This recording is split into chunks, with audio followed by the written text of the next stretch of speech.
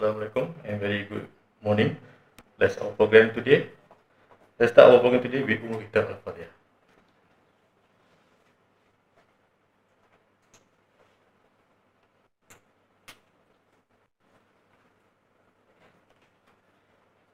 Yang berbahagia Profesor Dr.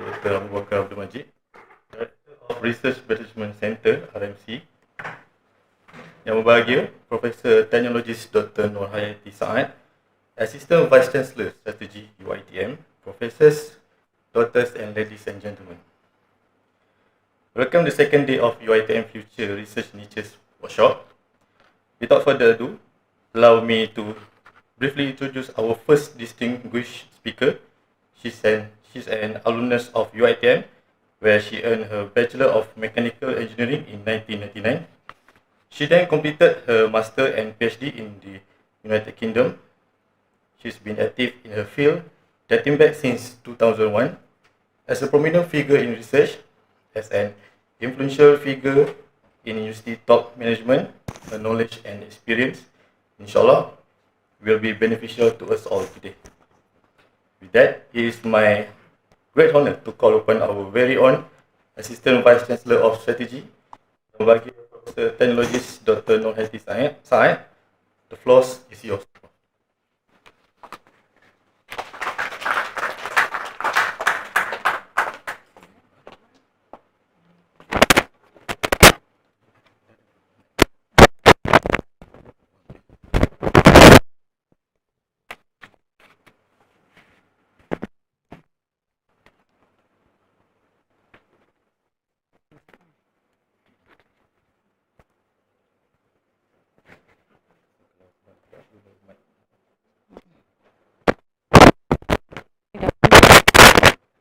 Testing. Cepat. Video nanti kan? Oh ya kan. So kalau ni tak okay lah ni kalau only this one. Still we need to use this one.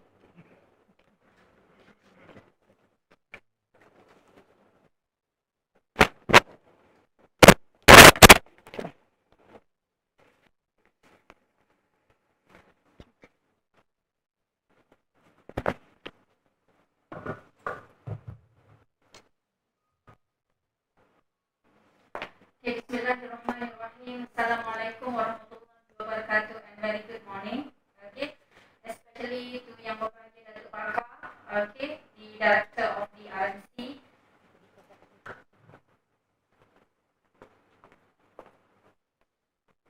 Okay, all the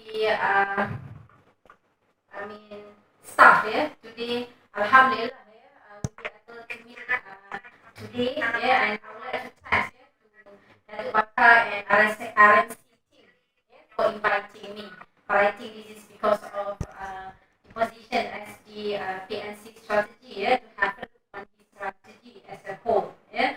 So I'm actually very glad to be together, because in front of me, I think as Datuk mentions, all of you, I think below 45 years old. Okay, so I think you should be proud to yourself, because you are among the selected researchers, and who are actually will bring UiTM to the world global arena. So basically, thank you very much to Mr. MC. So Alhamdulillah, I hope with this very short time, I'll be able to share, especially more on the directions of the UiTM as a whole, because this one, back to 2020, we have launched our strategic planning, February 2020, but then again, it is not only based on that February. In fact, we have started our strategic planning since ages. It's just a matter of when we rebrand our strategic planning based on, we call it UiTM 2025 or GRU, Globally Renowned University. Alright, so I will go based on this one, basically talking on the current state. We need to have a look at any kind of things current state, yeah, especially on the current achievement of UiTM. That one is the most important thing, because not to forget, yeah, because this kind of our strategic planning, as I said, since ages we have established, yeah, since time, yeah, times, yeah, and then all this kind of thing we have together, yeah, we have to appreciate what we have, people have done, yeah, and in fact from the dulu Rida, kita punya daripada mata, ya, sehinggalah kita move back to 1999, ya. So just now MC mentioned, ya, I was graduated back to 1999. Basically, I was the first batch of the UiTM student, ya, when we convert from the advanced diploma to diploma, and when, ya, Mahathir announced, ya, ITM to UiTM at that time. Yeah? So alhamdulillah, okay. So and we will have to look basically, yeah, why it is important for us to be globally renowned university. Yeah? Because we cannot be more complacent with current status. Yeah? We have to be the same global players like others. Yeah? So it means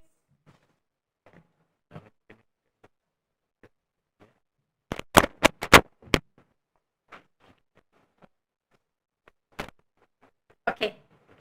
Alright. So it means, yeah, it is important for us to justify, because of course, yeah, we should know, yeah, why we want to move to the 2035. Yeah. Then after that we can appreciate, yeah, why we want to have that. Yeah. So this is very important, yeah, talking on the current state. Yeah. So we are moving, yeah, in fact, yeah, before 2020, March 2020, yeah, before we face with the global challenge of COVID-19, yeah. So there are many things actually we have faced before. Yeah, we are talking on the market fluctuations. Yeah, it is very uncertain. Yeah, talking on the low barriers to entry. Yeah, there is no limits. Yeah, when market in one market to one market, it is very open global market. Yeah, and then at the same time talking on the increase. Yeah, competition, global rich e-commerce. At this time, yeah, at any time when you are here, even you can simple as grabs, yeah, many things, yeah, you can simply, yeah, either, yeah, individual to individual, business to business, yeah, we are talking on the e-commerce, yeah, and similarly, yeah, we, of course, the innovation is there, okay, talking on the market, the emerging ecosystems, yeah, which continuously, rapidly, especially when we are talking on this COVID-19, yeah, this actually COVID-19, yeah, even though it is a challenge, it is also an opportunity to Malaysia and also world, so that we can expedite certain achievement, yeah, certain area of the emerging technologies. Yeah. And similarly, yeah, it is normal for us to working in silo at the moment. Yeah. The connectivity, yeah, between organization to organization, connectivity between us. In fact, we cannot work standalone. Yeah? If you want to rapidly increase your citation, you want to increase people to search for you, yeah, it is important for us to work together. And then talking on the macroeconomic environment, yeah. So the movement of, even though I don't want to talk about politics, yeah, the movement of politics actually really mean for every country actually, yeah, because you can observe, yeah, whatever the last PRU, yeah, the coming soon PRU, yeah, how every single time, yeah, changed our whatever influence condition, yeah, even though it's as supposed to be, it shouldn't be, okay, but again sometime, yeah, because we are not in there, we are not the policy makers from top there, so it means sometimes it's quite I can say that ABC, yeah, area beyond control. However, we should play our role at this time, yeah, as the researchers, as the lecturers, yeah, no matter how your grade is, yeah, because at the moment later, yeah, everybody will get promoted, yeah. So similarly, yeah, this one we are talking on the current state as well. This one, yeah, So have a look, yeah. From the previous batch, yeah, when we have, yeah, this is 1998, yeah, but I put new economic policy when we have, yeah, 13 May incidents, yeah, 1969, yeah, and after that, yeah, the transitions from the new prime minister, the second prime minister, and then it was launched, this one, yeah, a new economic policy.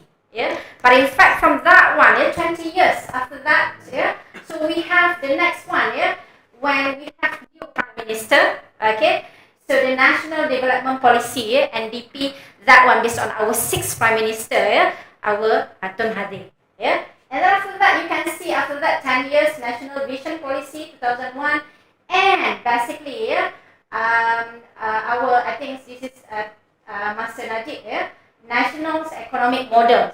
Yeah, you can see the trend. Yeah, I think during these times good. Yeah, we have income doubling plans. Yeah, but then we can see certain trend.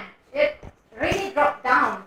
And if we can, for example, have looks now, and suddenly when we have COVID 2020, even though this kind of crisis 1997 have actually affected the whole entire nations, we may now, 2020, now 2022, either we actually decline or actually we increase. So we need to have such kind of very drastic strategy if, let's say, we want to recover. Similarly, as an institutions, to support our what we call the sustainability of the university, to be relevant, okay, at the current situations, and continuously, so it is important for the UiTM. So the main role is about the research area, or it is about the researchers. Yeah. So we are all the researchers. Yeah. We are academicians. We are researchers. Yeah. Because of in university. Yeah. No matter how, we have to do research. Even though as small as if we say that we don't have money, but can we do research in our academics area? There are many things we can do. So this one is very quick on the what we call overall revenue collection. You can see Malaysia status. So this one basically I would like to acknowledge, because this one I met the what we call what is his name? Datuk Hamzah Kasim. So he shared his opinion previously. In fact, he was our I think consultant to support CSPI back to last, I think, 5 years, 6 years. Yeah. So this one is actually it is very good input from him. And if, let's say, we go back to UiTM, to align with our current 12 Malaysia plan, talking on the prosperity, so talking on the sustainability, so it is important now for us to remain relevant, so we have to ensure our image, our branding, our reputations, there is no other way except by doing research, because one of the elements of academic reputation is about people recognize you in long-term run based on research. That's why I think agenda of research need to be need to ensure everybody appreciate that and act on it. We may have very good strategic plan like we have now UiTM 2025. Thank you to all the leaders previously. But then again, without people who act on it, move on it, so we won't achieve anything. So talking on global recognitions, so it is very relevant. Of course, among we are the biggest university in Malaysia, and we have 35 campuses. So now I think 185,000 plus our student, with our staff 18,000. 8,000 plus for academic staff. The remaining is support staff. So we have to. It is our roles to support our Bumiputra agenda or Malaysian agenda as a whole, because we have those main entity, which is Bumiputra, Sabahan, Sarawakian, and also Chinese, Indian, and all those kind of things we have to take care. And of course, talking on the global mindset, yeah, culture of excellence. Yeah. Okay, back to this one. Yeah. Our current state is very important, of course. Yeah, this is like our life. Yeah. So where is actually we want to go? I believe, yeah, among you target, yeah, for your promotions, yeah. So of course, when you say that, yeah, promotions, yeah, you already imagine on it, yeah. So when you imagine on it, inshallah, yeah, by hook or by crook, you will get it, yeah. But of course, yeah, we have like when you assess, you amplify and you anchor. That one I taught on the element of NLP sikit, because I'm one of the NLP coach in UiTM. Okay, so basically, yeah, whatever we dream, and then we amplify it, yeah, and then you anchor to something. Inshallah, you will get it. Yeah, you have to believe on it. Yeah, because every single thing is the power is controlled by us. If Allah allow, I mean God allow to do it. Yeah, but of course, yeah, the main power is that. Okay, but yeah, we have to believe together. Yeah, because this agenda of UiTM, yeah, it's not one man show works. Yeah. It is about everybody. If one person miss to do that, yeah, it will cause some loopholes then. So it is our main responsibility together, especially you are the people, okay, who are actually selected, yeah, for UiTM. Yeah. All right. So this is actually when we are talking the current one, yeah, UiTM 2025. We have the strategy map then, okay. And I put here, yeah, research for policy makers. Yeah, because last night, like PM Dr. Alawi did mention something on the, yeah, on the social, economic, yeah, every single thing. Yeah. So whatever we want to improve here, yeah, we also can do research. Yeah. And then at the moment we have three, yeah, strategic trust, yeah, quality education, global excellence, and value-driven performance. And then this is we have supported, yeah, by the 9 area, okay, 9 strategy team. Yeah, I think like PM Dr. Taufik, you're familiar then, I mean all this kind of thing. Yeah, he was the ex director of the BTU. Yeah. And then we supported this one, yeah, with this what we call our value, yeah, personal value, and also organizational value. Yeah. So up to that one, yeah.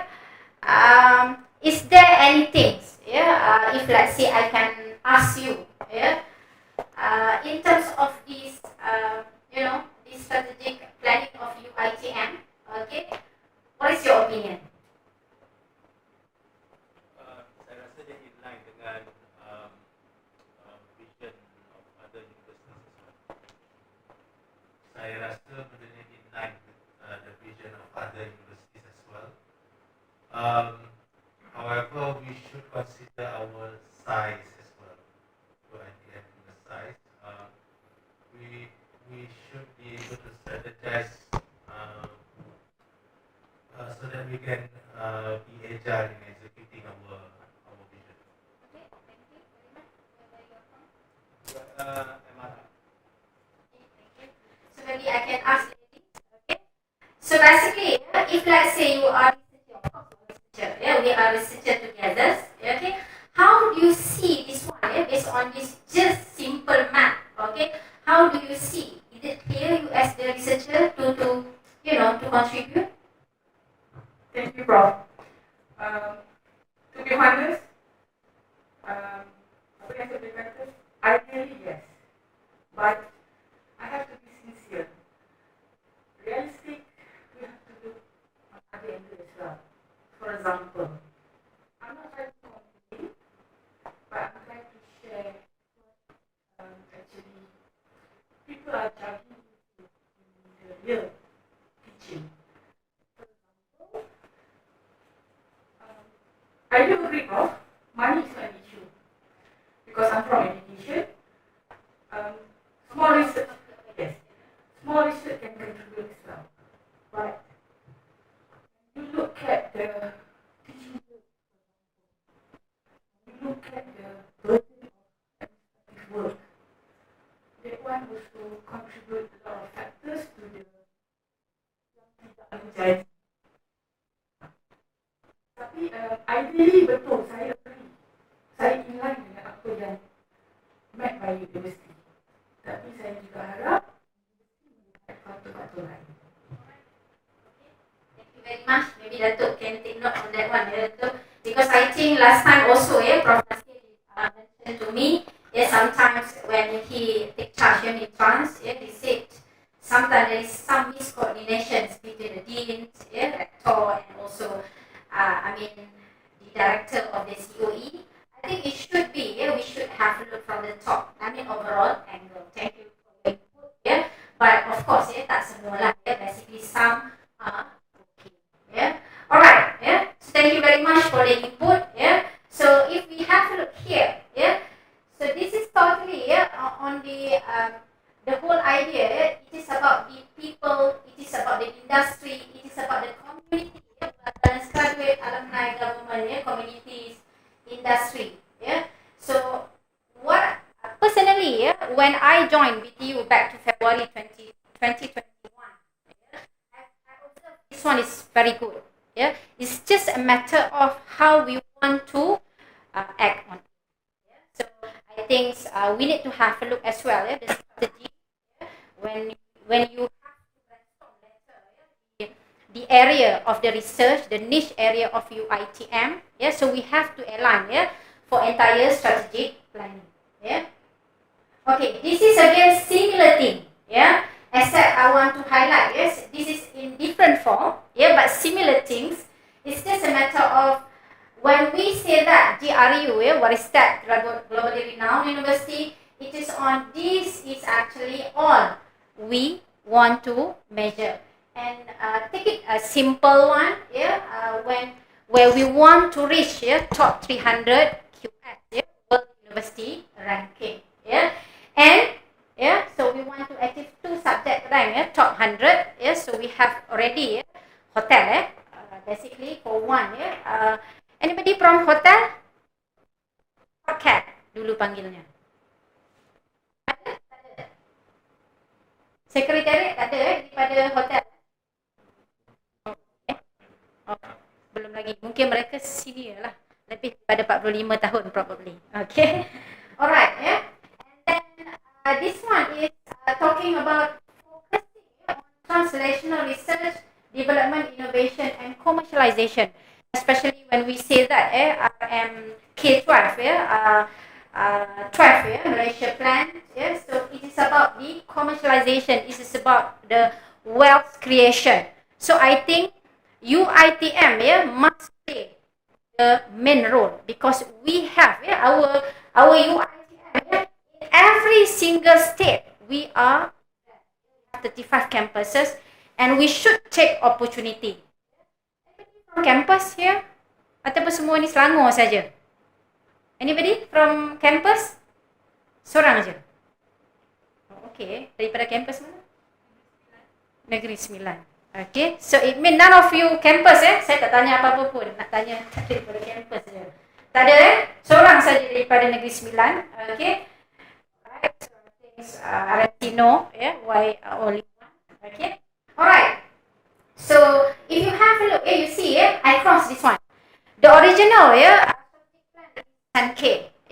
After we submitted, a few times, kita pun juga ada dekat national level, kita hantar MyMohes, data to support, kita punya setiap, HEP, higher education, educational providers ni, kita punya institutions, kita dapati, it doesn't make sense at all. Out of 200K, if we just remain 20K, support 10% only. Because at the moment, if we take very simple 10K lecturer, so now it's around 8,000, 9,000 plus like that. So if we take that one, to ensure the research agenda is there, at least 13, 14 staff to postgraduate student. So basically, for your information, last Wednesday we have presented. So now we change a bit. This one, and in fact, it's already know the target now postgraduate is 40K. Alright. So this is the current state. Okay. Some data. Okay. Some I didn't put. Okay. clear, 5-star, So if let's say we don't change number of publication, we don't change the citation impact, we won't achieve, Myra. Similarly, if we don't change 6 criteria to achieve QS, we won't be able to change. Cuma yang saya nak kata di sini, saya tak nak lah, I don't want people say that we are too taksub lah dengan ranking. It's not actually. But to be the main, the global players, by hook or by crook, we should be the game changer. Okay, so we must be the game player. If we are unable to be game changer, no way except we have to be game players. So it means we have to be there with the top there. Okay, we have to compete positively. So if let's say we refer to QS, later lah, later I will share. Okay, so this one is actually currently we rank 662. We need to half of that one to get 300. Currently already 12 subject. Basically in total we already have 17, but plus minus. Sometimes it is there, sometimes it is not there. So it's just left 12 subject now. So I'll show you later which subject we are focusing with UiTM Global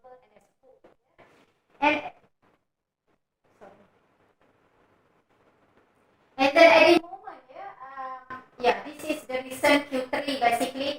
We are waiting for the coming one, Q4 result.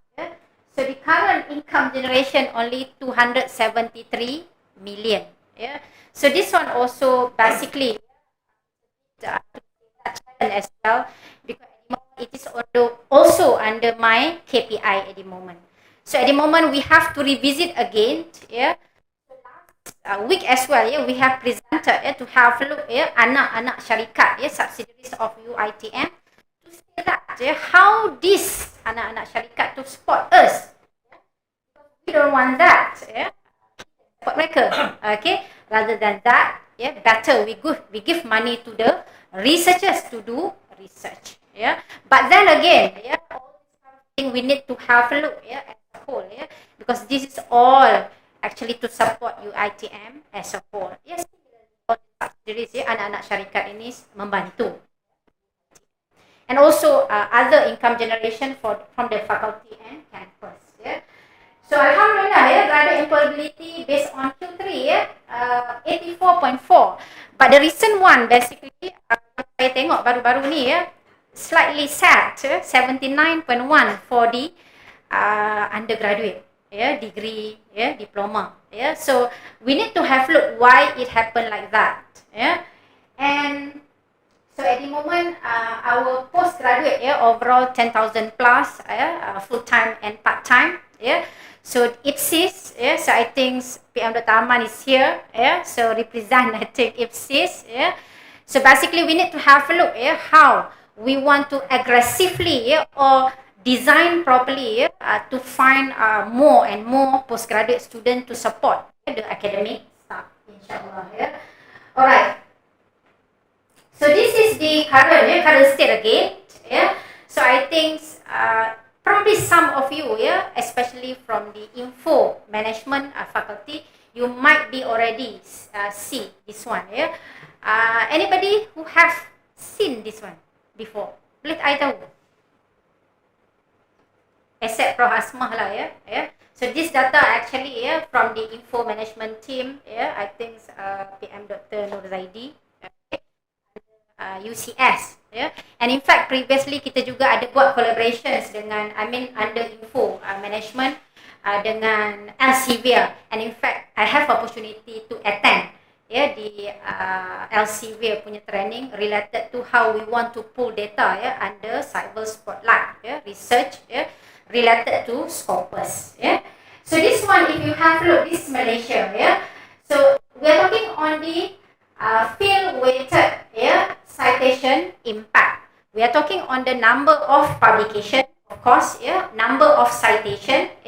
But at the same time, we want to see when we compare the total citations based on overall denominators. Yeah, when we compare to the overall average of the citation at the world level, what is actually our situation? Yeah, so I just very quick show you this one. Yeah, so we're talking about a field weighted citation impact. How to calculate that? Yeah, so it is about the citation of the total denominators output over the total citation based on subject field average. Mathematically, how can we get above 1? If 1 equally same, but of course 1 more than 1. If let's say your FWCI as an individual 1.48, let's say, so your publication actually the impact of citation itu 48% more compared to the work. So we need to strategize in the sense that I give some, okay, for example, for us to think together actually. So to reduce the CT, okay, the citation global, because this one is whether you agree or not, the more we have collaborations, the more feel we are there, so the denominator will reduce, and this one will help no matter how our citation, you may be disagree, I just give input like that, and then similarly, when we are talking on the we increase CI, okay, our citation impact based on our publications, and then can we have high citation by having more collaboration with impact collaborators at international rather than, of course, we have to remain collaborate with at national level, at the institutions level, across the campus, because that one is the agenda of the whole UiTM. Why I have to say so? Because QS Myra ni kiranya di Selangor saja. So kiranya kalau publication you don't invite your friends to do research together from the campus, they're not going to put what we call affiliation of the Selangor. So it means it won't be counted. It's a kind of waste. So kita kena strategize from the beginning. It is unfair. Integrity is wrong if we ask people from campus to put our name. But we have to design from the beginning. When we have the research grant, can we invite our friends from campus? I really hope team we have discussed with Dato to have a look on this kind of thing. So and of course Q1, Q2 of course will have more citation. That one we cannot ignore that. So back to this one. Okay. Basically 1 hour already. 30 minutes already. I have just 30 minutes more. Alright. Okay. So if we have a look here, this is Malaysia. Okay. This is the total, what we call the citations at the moment, 1.1% of the world's scholarly output. Have a look, UiTM. Okay, why? For example, our field, weightage FWCI, citation impact just 0.72. Because of course we have so many denominators. If these denominators tak bergerak, sampai bila pun kita akan ini. We can strategize, for example, to have you focus, but still the quantity must be there. If we can focus 10%, 20%, push up to the maximum limit of the quantity of number of publications, then it will be very good. But it is a bit ridiculous, because kita semua is a human being. We want to have work-life balance. So macam mana pun kita push, we need to ensure everybody contribute at least one with the what we call corresponding author or main author. You may imagine kalau semua orang contribute, kita ada 8,000 lebih, kita dah boleh sebenarnya at least tengok kita Myra because target Myra 6,000 kan Myra target, is it? And then QS we want to have double slightly tambah 13,000. Kalau katalah kita sama-sama setiap orang buat 2, boleh kot achieve kan? Okay, insya-Allah So it's just a matter of, we have this very cream group. How can you pull your friends, okay, so that we work as a team. It's not sleeping partner, okay, but we have to, so it is important for us to design, kalau tidak, kita by chance kita duduk tunggu saja, and then that case, by chance, that's why sometimes kita punya subject not sustainable, sometimes muncul, sometimes tidak, terkeluar balik. Alright, this is Malaysia, 2015-2020. Again, thank you to team, info management, bawah UCS, have to share this one.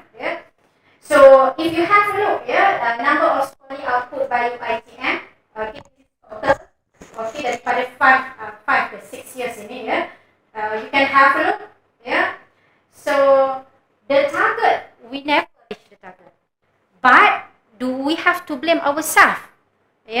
We have to blame we together actually, but don't when you see that figure, but don't say that we don't have capability. It's just a matter of we have to strategize.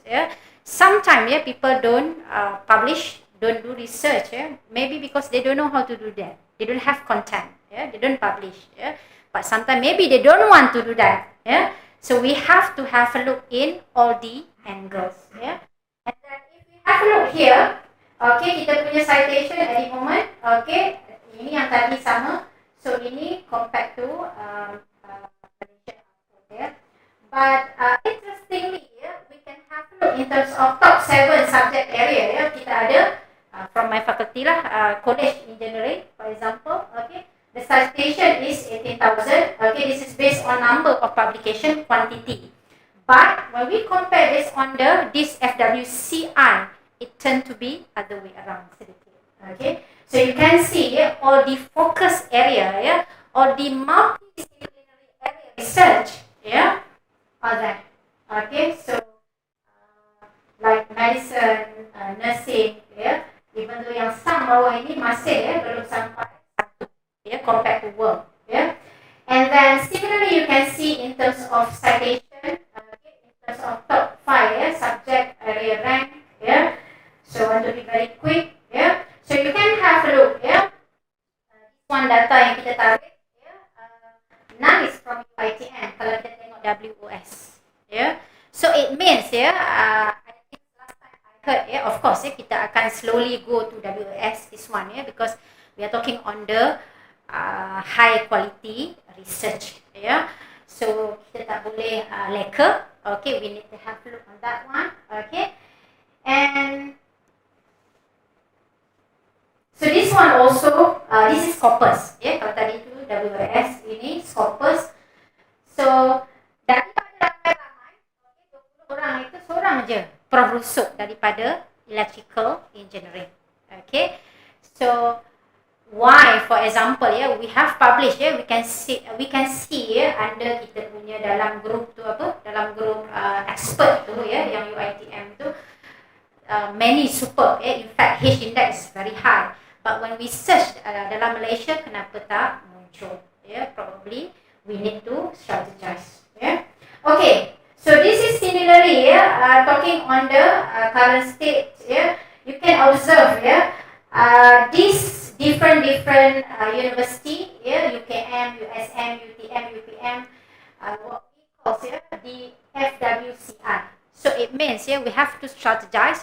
Previously we I think kita di-joinkan dengan UM, I think previously, so then we need to have a look how we work together with all these friends, so that kita boleh menumpang jugalah secara tak langsung, because of bila combine, subject area akan banyak, okay, denominator akan rendah, okay, dan dia akan membantu, but provided we have to strategize with good partner, okay, so this is yang currently different collaborators, collaborating institutions, so this is proven actually, Okay, when we have international collaboration compared to national, institutionals and single autoships, so FWCI keep increasing, because of the impact on combining together, different field,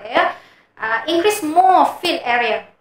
So this one is actually help us to boost. That's why basically bila kita buat, in fact UiTM 2025, we have, that's why kita adalah yang joint collaborations, joint papers and so on. So these are among yang kita collaborators lah. Okay. So have a look sama juga macam tadi tapi ini in different way. So even though you see UMS, previously I got opportunity to join Majlis Pemukiman VC bersama Provisi, bersama VC public university. UMS share how their strategy actually. They already based on quantity, they said. But then of course they have to strategize to push the quality, so that everybody will go for the high impact publication. So we need to strategize as well. And this one is based on the AWS, talking on TNCI, kategori normalized citation impact.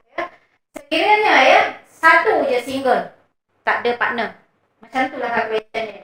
Inilah yang dikatakan bila mana kita ada partner, kenapa dia boleh increase. That one is simple mathematics, insyaAllah. So this is the area lah. You can see, have a look at the moment. You can see on this one, even the small, basically quantity, okay, but yes, the impact on C and CI is there, okay. So you can see the big chunk of the religion, related matters, and also the other area, But okay, have a look. This is the one, for we on QS, So on subject area based on WCI, okay, you can have a look. This is world, okay, benchmark. We want to push further. At the moment, only two, medicine and nursing, okay. And we can see that closely to push this one. Physics and astronomy, dentistry, material science, art and humanities, pharmacology, toxicology, pharmaceutics, chemistry and so on. Semua ini kalau tengok di dalam 0.8, we need to have a look. You have to know where is actually your subject area, because we have to strategize, Dengan kalau kita nak push top 300 ini, kita kena push subject area sebenarnya. Kalau subject area naik, okay, insyaAllah that one will help. Okay, alright. So this is just as an example, okay, daripada 2015 hingga 2020, So Q1, Q2, how it contribute to total citations. For example, Q4 we have 4,000, the highest number compared to Q1, but the citation is among the total citation is the lowest, 5,500. Bukan tak ada citation, ada, tetapi lowest, But then when we compare to Q1, Q2, Q1 of course, 35,000 compared to overall 1,854 only compared to the Q4. So you have to strategize like you are the super cream, you have to target for the Q1 in. And the rest of course, we pull everybody Q4, Q3, even though non-index, even though as simple as berwasit contohnya, kita groom lah yang bawah-bawah, contohnya buatlah papers daripada projek ke dan sebagainya, register lah dekat library negara, dapatkan ISBN number, so those kind of thing I think I have walaupun kecil-kecil, okay. So this one is actually top 20 yang tadi, tapi ini talking on as a whole lah, UiTM. But to say that, even though we have to strategize in terms of quality, quantity must be there. You can see some kind of trend, to say that, like UM, of course, the number of publication is high, okay, and all those kind of things also have to have the citation. So we have to strategize quantity, quality. higher direction lah, some direction. Yeah. And this one also Scopus, sama juga. The one that I said, Myra 6,000, US 13,000. Yeah. So it's just a matter of now, yeah, how we want to inculcate. Macam mana kita nak membudayakan supaya kita sama-sama menulis. Yeah. Alright, insyaAllah. Yeah. So you can read the detail. Okay, this is the current status quo of our QS. Yeah. So QS is actually based on six area. Yeah.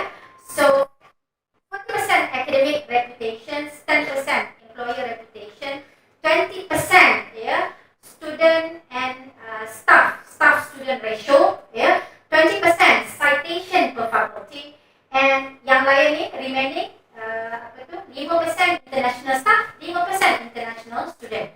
Yang ini somehow yeah, quite tough. It depends on money. It depends on our strategy, how we want to find this student, yeah, international staff. Ya, kita tengah bekerja dengan pendaftar, insyaAllah. Tetapi talking on citation per faculty, of course, it's about RMC, it's about TNCP&I, pendidikan dan inovasi. Yeah, and when we are talking about this one, this is again, we refer to research. How we want to increase academic reputation. When we submit every year, ya, 400 card ataupun industri kita hantar 400 kita hantar institution. Macam mana yang 800 ni semua UiTM? The only way for them is actually to remember us by doing some impactful work. Yeah, there is no other way except research.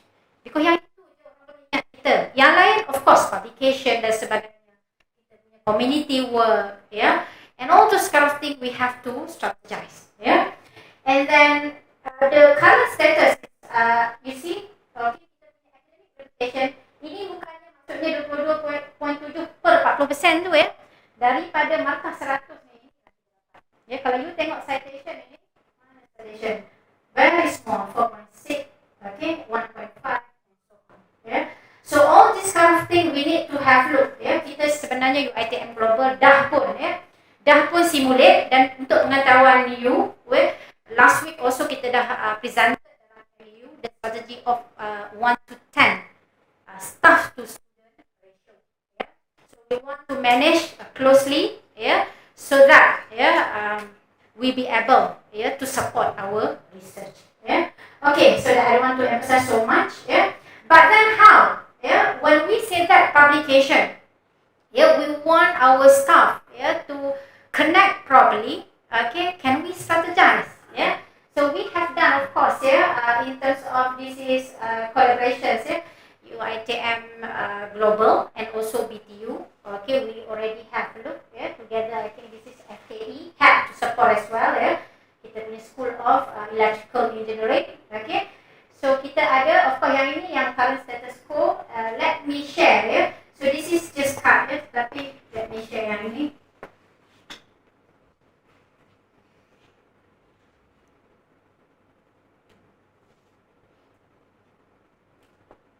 Okay, dia sebenarnya sama je dengan bubble yang satu itu tadi ya. Ini kita buat based on word clouds. Yeah, you can see that yeah, among yang pop up yeah, for the QS subject 2021.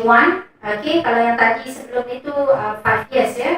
So you can see that yeah, this is ada yang dah dalam ranking, ada yang belum. Okay, so you can see that first medicine yeah, currently ranked 401, 450. Computer science pun sama, slightly higher. Okay, 501, 550. Ini semua kena be careful. Ya, siapa daripada medicine okay. Daripada computer science? Okay, semalam ramai kan cakap pasal computer science kan? Okay. I think Dr. Khairul ke apa? Semalam kan? Dr. Fakrul, sorry. Okay. So all this kind of thing we have to be very careful. Yeah. Otherwise kalau kita tak design properly, yeah, we might drop. Yeah, dia macam nyamuk di hujung apa? Tanduk. Yeah, macam tu. Yeah. So sama juga ya. Kalau kita tengok chemistry, okay. So at the moment kalau ikut kita punya itu macam tu, tapi not right. Yeah. Of course. Yeah. At the moment. So yang ini yang kita target. Kita ada beberapa area yang kita target untuk 2022 hingga 2025. It involves 20 faculties. So that one is we will mention to your rector and deans. Bila mana kita ada perjumpaan nanti di Penang pada 19 hingga 22 hari bulan. So this is all the subject. Okay. Later, you can, because I already share this one file. You just can have a look. Okay. So how to strategize to publish? So this one is actually we already mapped based on QS. So kalau kita tengok kita ada semuanya subject area kita. Okay. Let's say kita ambil mechanical lah because saya mechanical kat sini ada saya 3 orang, saya tiada taman dengan Dr. David. Okay, mechanical. So kita kena di situ So what is actually publication for us to focus? Dalam Scopus.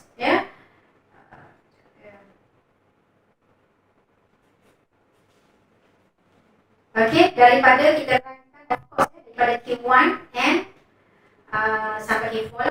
Okay, so we have to strategize in the sense that kalau katalah kita nak ensure probably kita masuk dalam itu, memang kita kena design to publish in all this kind of thing. Not to say that it is easy, but I believe like you guys, I think this is just like you just can petik macam tu. I think some of you very good in publishing Q1 papers. So insyaAllah kita sama-sama tengok dan support. And then this one is actually work. Okay, just check by Dr. Nozaidi pagi because saya dah minta dia untuk tengok worknya macam mana. Okay, you can see this big chunk dekat sini merah-merah ini, orange sikit, hijau sikit. So this is about all this again about this health area. So medic, pharmacy, clinic, nursery, dentistry, neuroscience and so on. So how can we have a look what is actually the directions macam mana kita nak strategize based on all this kind of thing. So saya back kepada my ni sikit lagi nak habis ada few je, nampak banyak tapi tak banyak pun.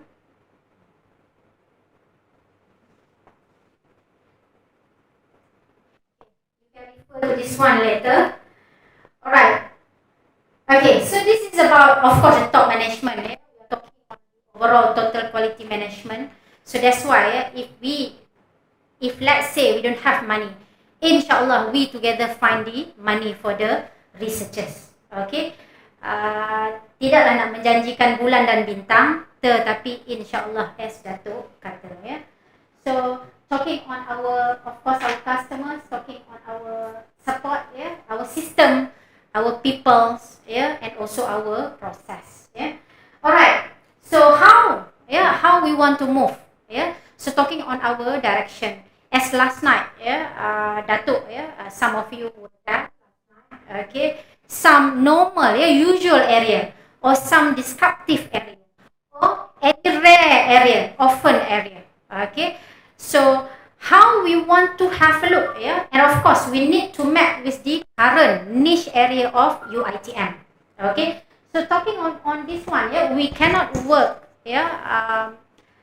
silo, working in silo anymore. We need to work together. In fact, this is talking on the collaborators across the national, international, institution, campus and so on. Okay. So this is just some example. Let's say we do online digital learning. Someone focus on data science, digital learning management system, content production, instructional design, corporate learning. Semalam ada yang bercakap pasal learning kan. So people who are actually maybe don't have so much money, who really what we call really love in this teaching and learning. There are many things can focus basically. And of course, other than that, talking on the technical area, which last night we actually during Datuk dah banyak benda-benda yang boleh dibincangkan later. And we cannot avoid because we the entity as a whole UiTM ini, we have big chunk of staff, we have big chunk of students. There is no way if let's say we don't align with current process. If let's say we want to do research, how can we concerted our energy together so that this student will focus in the same area as we wish. So yang itu kita kena plan. Tak boleh kita lepaskan begitu saja. Okay. And then we have to ensure that what we call this student ini as simple as mungkin letter sebab kita pernah maklumkan kepada IPSIS, cuma nak tengok siapa will take it. Mungkin probably RMC. Contohnya nak publish, kita banyak bercakap di PTU, banyak bercakap dengan UiTM Global yang tak ada postgrad. Macam mana for example final year project ataupun top course, coursework boleh contribute kepada publication. Mungkin tak perlu small sahaja dissertation, but ada technical paper terus convert masuk ke template untuk paper. So benda tu kena buat. Some department need to take the responsibility. So I think either BHEA or RMC. So that one need to be strategized. And we can have a look the area. All this kind of thing basically which we can venture on. Talking on the emerging model of institutions. So I think you are familiar with 1010. 1010 my STIE. So on the strategic technology, innovation and economy. Kita ada 95 area di situ. So there are many things behind that we can see that. Okay, maksudnya bukanlah brainstorm from the scratch. But mungkin akan ada among you yang beyond the area out of box, yang akan muncul 2 ataupun 3 niche area yang mana itu sebenarnya akan reach world punya letter. Emerging area research letter in 2030, in 2050 probably it's not stated in 1010 my STIA. So yang itu kena brainstorming letter. I hope you guys take opportunity yang macam Datuk mention.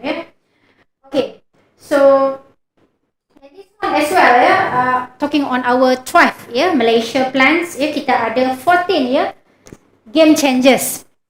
And game changers kalau kita tengok dalam dokumen yang ke-12, dia ini kat sini kita pecahkan dia ikut broad areas and sector focus. So aligning research, development, R&D to commercialization. So we need to strategize macam mana, area mana yang fundamental, area mana yang nak go by kita nak commercialize of course. Because benda itu kena streamline daripada level bawah sampai atas. Kena design properly. Kalau tidak tak akan capai. So kita ada dalam ini juga resetting the economy, strengthening security, well-being and inclusivity and advancing sustainability. Dan kita ada 4 policy enablers kalau kita check dalam dokumen. Ambil masa sedikit lagi allow Alright.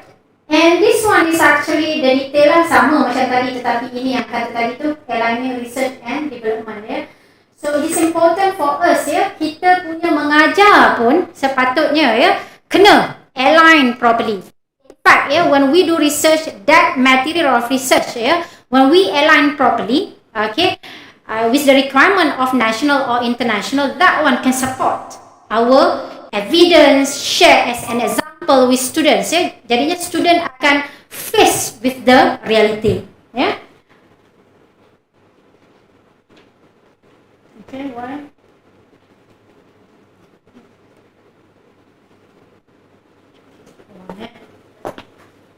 Ask me to stop, please.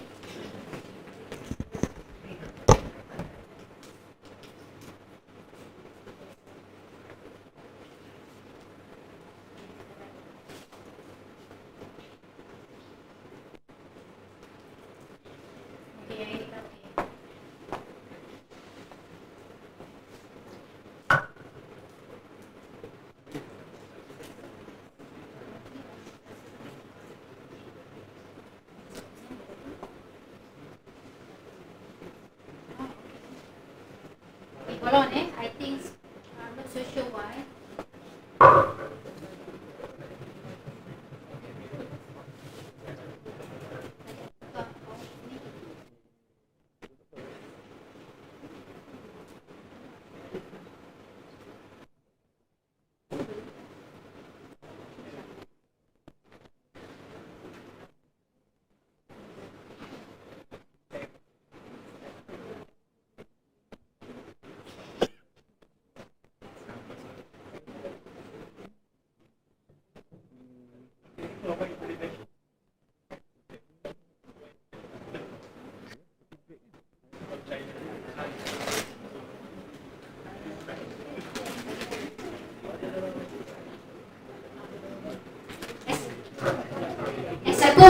lagi ya. I'm not so sure why suddenly dah habis.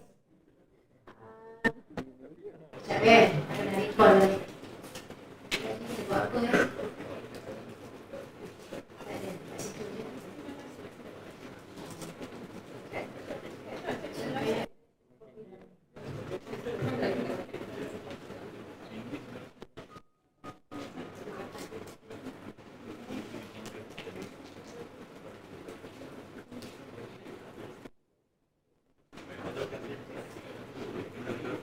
I think mungkin by chance dia terdelete, I'm not so sure. Okay, but tak apa. Okay, it's just apa tu?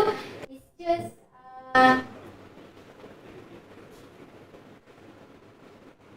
okay, I try to recall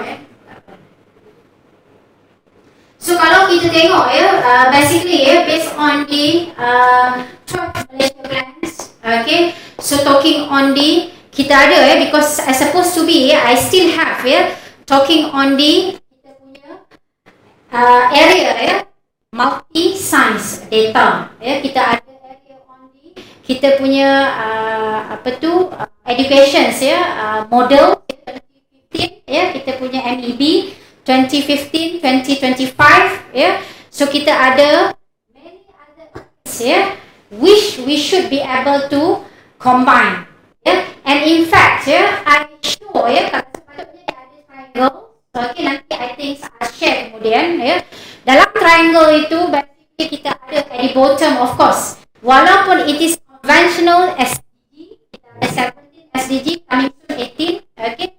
So kita ada kawan research nexus kita ada 6 kan. Atas itu yang I want to emphasize is to align back this vision and mission and how is actually we align sebab kita biasa hantar if I'm not mistaken I need to recall by August August 21 August 21 2021 kita submitted kepada kementerian what we call the niche area of UiTM itu endorsed by MU tu social engineering.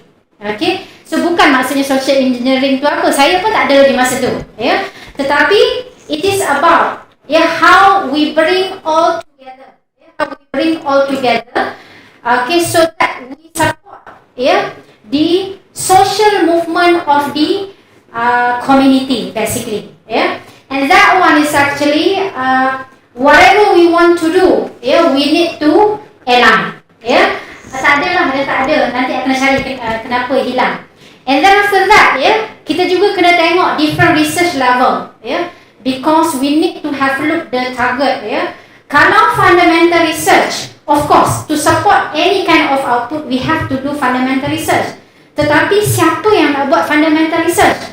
RNC need to have look adakah daripada fundamental research ni orang yang sama akan push kepada commercialization? Probably not we may want to have look process based maksudnya process based ni applied research and then toward at the end prototype yang basic national RGS kita push ke atas sampailah kita ready for commercialization high level of the to support juga RMK 12 jadinya kalau macam tu kita kena ada target niche area product yang kita nak push within 5 years let's say. Bila kita ada product A, can we push down from the basic to push dalam masa 5 years kita dapat that product yang kita target ataupun transition daripada fundamental now push kepada applied push kepada commercialization.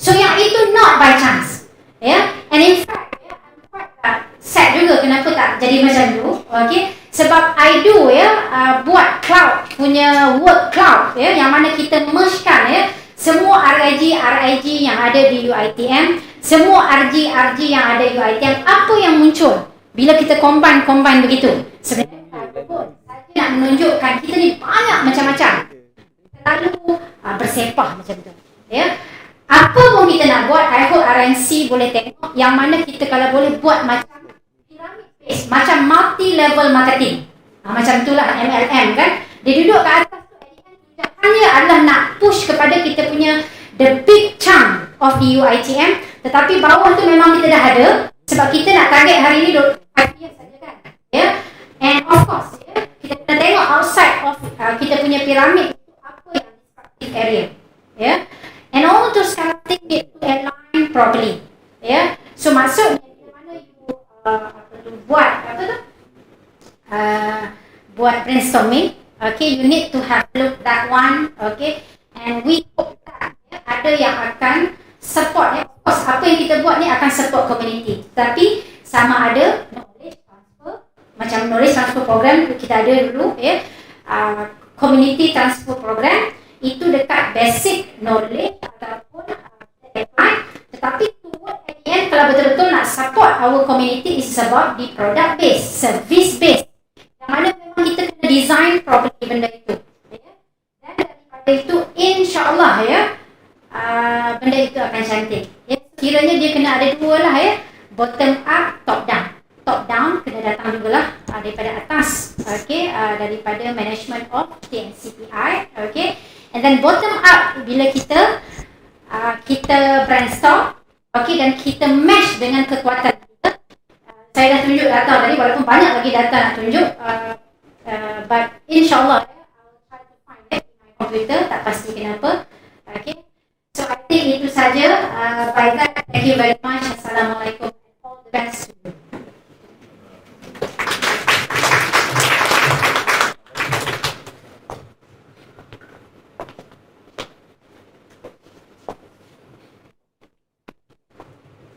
Thank you, Brother T, for an insightful speech. Now, maybe we open the floor for questions from the audience, and maybe for one question because time is not with us.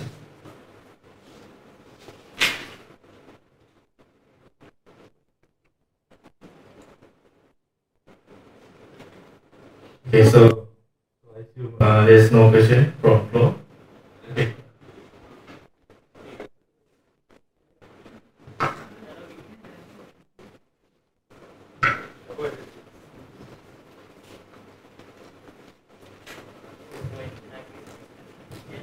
Assalamualaikum warahmatullahi wabarakatuh. My form report, alhamdulillah. Itu je priority saya nak pastikan, tapi saya tertarik bila priority tunjuk one of the slide tu is showing the ranking of subject ranking,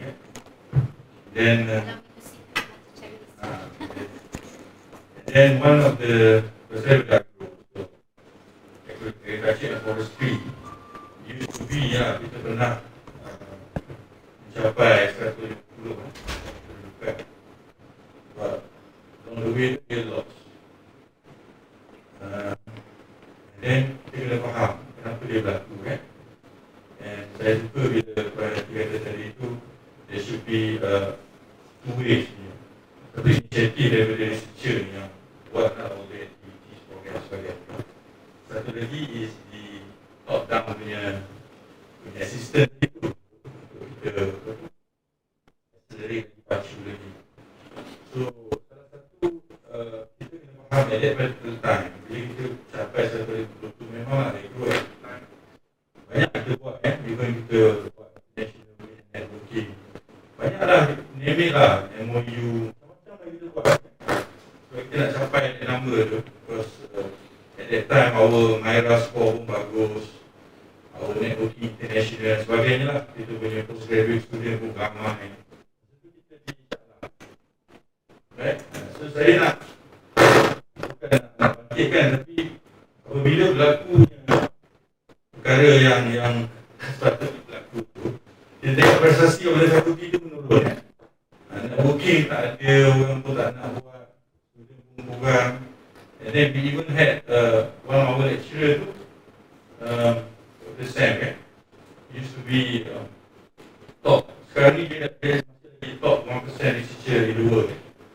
Tapi dia dah left the faculty because of tak adanya kita kata a sort of top down punya assistant. Jadi saya pun juga sebagai strategi mungkin boleh tengok balik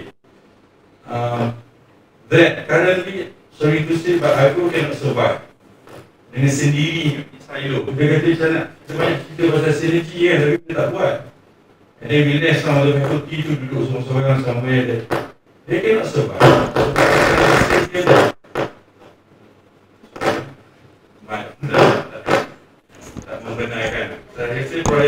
Fahamlah maksud saya.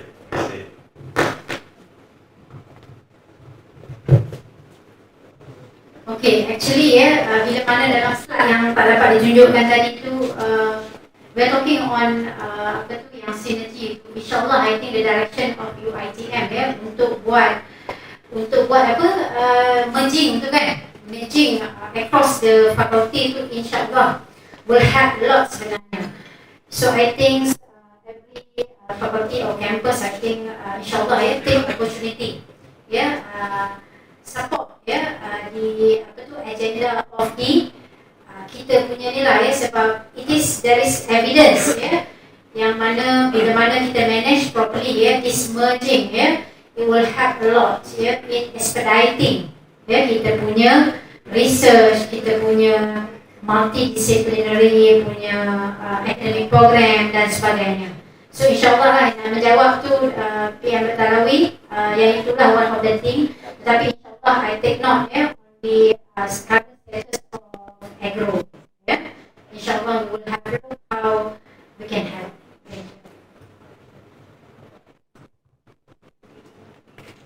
Okay, personally, yes. According to Prof. Yati, I would like to invite Professor to give a small token of appreciation for us.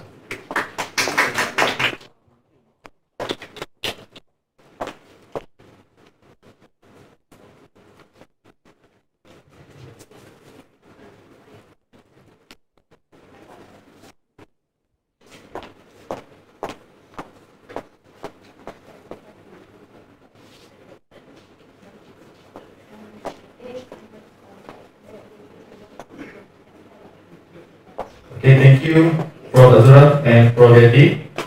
Now we'll have a short morning and please come back at 10 a.m. Thank you.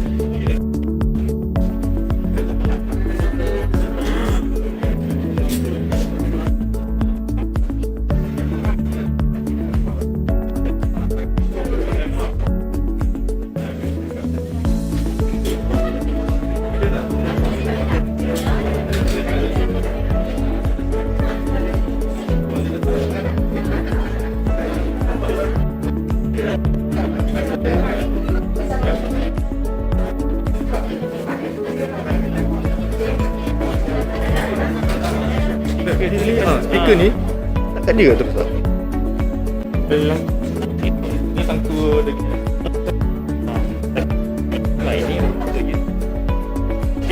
dia tu dia pakai ni lah. Pakai ni lah.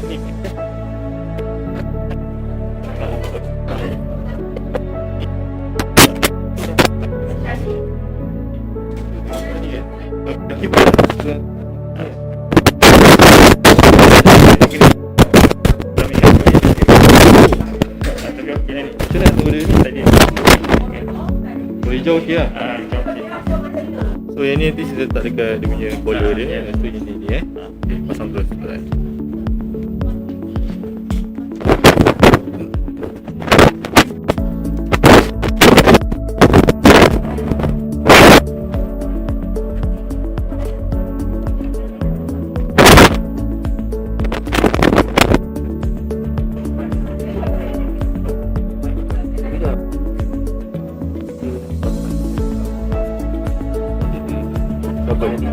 Mic siapa buka? Mic ni buka, yang ni mic ni buka. Ni buka. Masa taklah kalau satu mic lah. Itu aku tambah banyak. Dia jadi double. Guna mic ni lah. Boleh tak?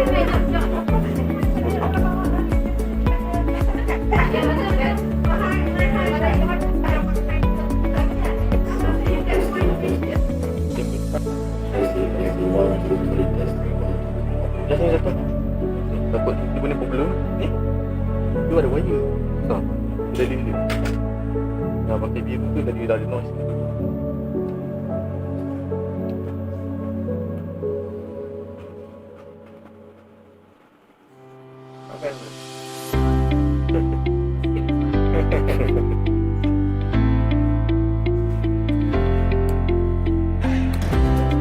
Keluar.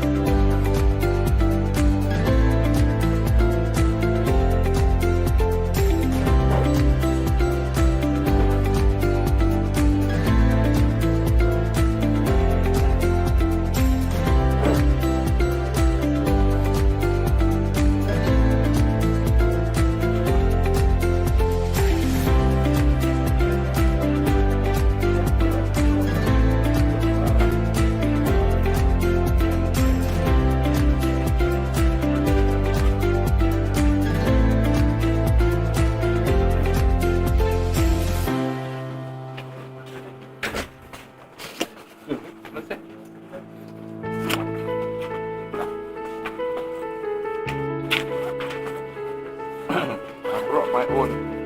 Okay, no, I brought my own too. I give you. Ada. I brought my own keyboard. Nah. That's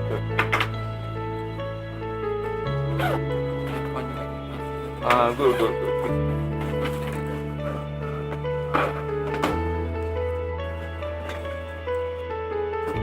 Good. I won't be able to navigate from. You have a point. Tapi I'll be good.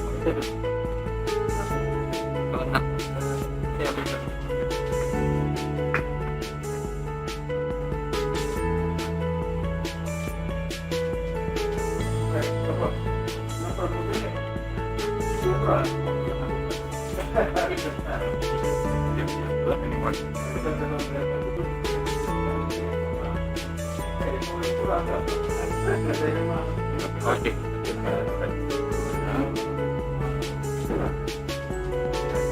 Kita guna laptop tu. Saya gunakan laptop. Itu letak nak. Sekejap, kita tengok ni dulu. I want to do this, ya.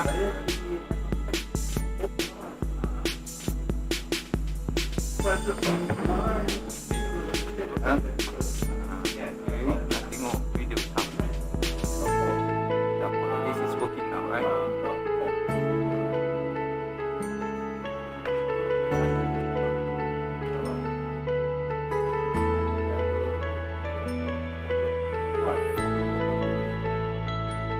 Work.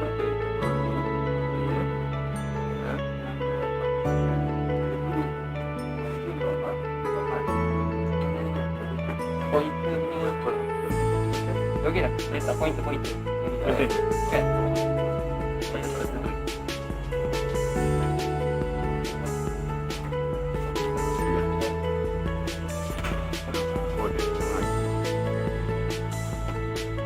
Tak ada.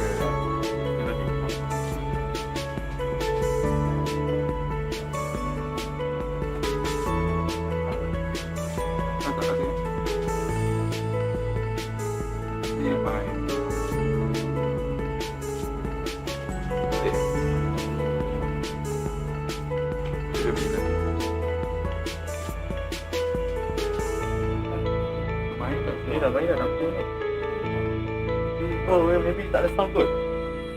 But Tapi no, it's gambar pun not tak gerak. even- Gambar pun tak gerak. Yeah.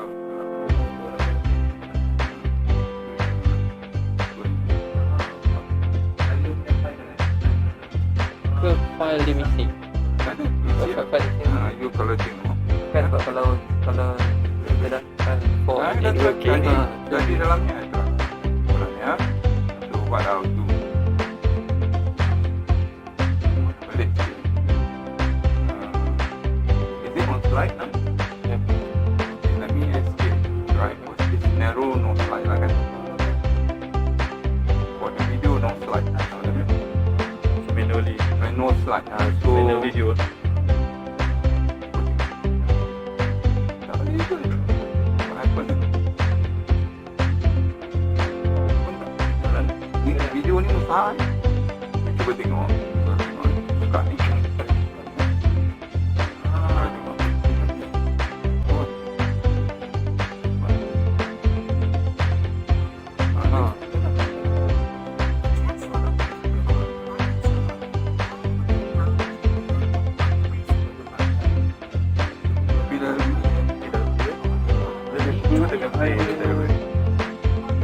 Okay, boleh.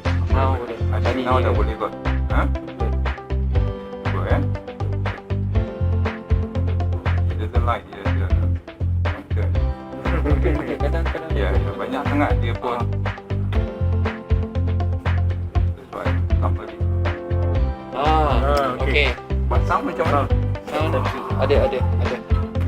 Saya cukup banyak. Dia boleh dia share. Tak boleh ni dah ada you kata. Dah ada Dia bunyi. juga tapi ada extra speaker yang Boleh. maybe require this one.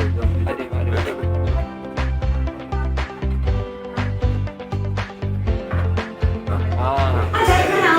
Baru sedap kan? Yes. Alhamdulillah.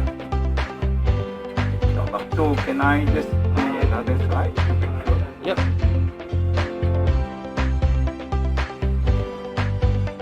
Okay. Alhamdulillah. Okay. Yes. So no need to lah. I think Betul. Monitor. betul tak? Ya? Okay. Alhamdulillah. Terima kasih. Saya therefore, if you don't mind, Sekejap.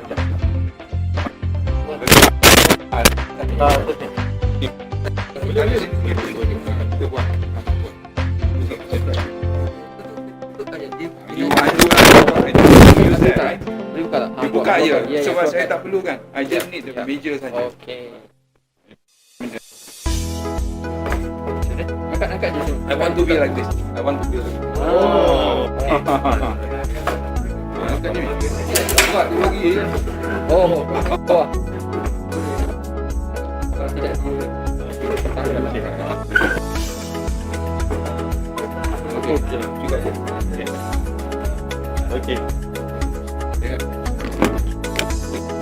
Ni saja. Okay.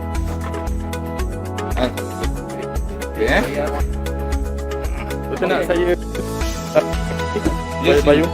Tak payahlah. Check my bio kan. Yes. I terima kasih. Okay. Yang senang lah kita cut. Terus to the point right. Ni asal tak naik tak naik. Sekejap.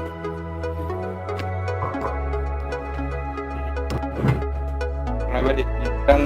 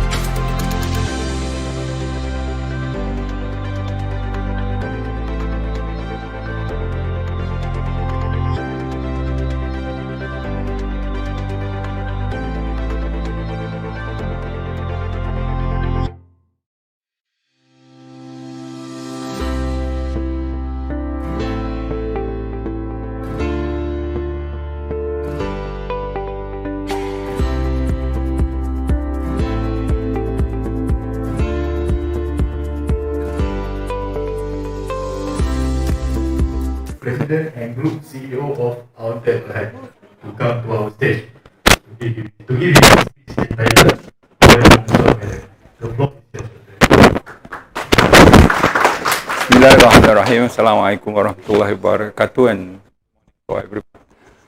First of all, thank you, Prof. Abu Bakar, for inviting me to give this talk. Yeah. So it's an interactive talk. I've not been in this lecture for a very, very long time. So it took me 3 days to do this. So, it'll be beneficial for everybody, right? Just enjoy yourself, right? Anyone has heard any of my lecture before? Tak ada. Pernah? Dekat masa bila? KPT Masa apa? CEO faculty. So there is some component in there. But I have got a lot of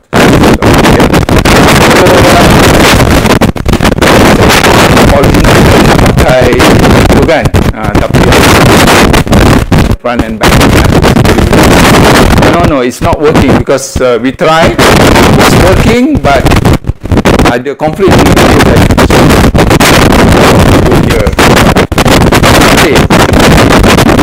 so never mind, it's alright, right? So it's a small menu. So when Wanda asked me to, invited me to this kind of, what is it that be of interest to you? Kan? Because you're spending for an hour. More importantly, I also need to enjoy this this presentation kan. Kalau I'm bored, then you're in trouble. Right? Okay. So that's the title, right? Why moon? I was explaining to Abu Bakar why I chose this. Yeah. During this presentation, you'll find out why it matters. Right? So I'm not an expert in university research. The last time I was at the university was many moons ago. Right? So I've stayed at 2 universities. One is UiTM. They sponsored me everything. Right? And then I left, and I was one of the founding members at the Multimedia University. So I left Multimedia University at 12 noon. I tendered my resignation after the first convocation in my MMU. Habis convo, boom, that's it. I retire, I said. Okay. So maybe 20 years ago, I was like you, right? Because exactly 20 years ago, I was still an academician. Right? About me, so this is a big one. So what I've done is that I have distributed to Hisham. He's a very good guy. He has been communicating with me, and I think the slides are all with you. So feel free to distribute. Yeah. Okay. So that's the whole thing. A little bit about what I do. Right. I've said I'm the founder of Awantech. Not many people know. It's a name that we have had for the last 2 years. Before this, we were called Prestariang Berhad. I don't know whether you have heard it lah. So that's my professional part. At the bottom is my relationship with universities. So I sit in a lot of universities, board, council member, adjunct professor, visiting professor, CEO, faculty, of all those lah. But actively, currently, I've been a council member of Taylor's University for the last 8 years, I think. Yeah. I think they just extended me another 3 years. Okay. So my background, probably I'm an architect, right? Got the diploma from UiTM, and then my Bachelor of Science and Bachelor of Architecture from University of Scotland. I did my PhD at Sheffield. That's where I met Prof. Abu Bakar. We are classmates. We are actually housemates, right? We don't see each other. We hardly see each other.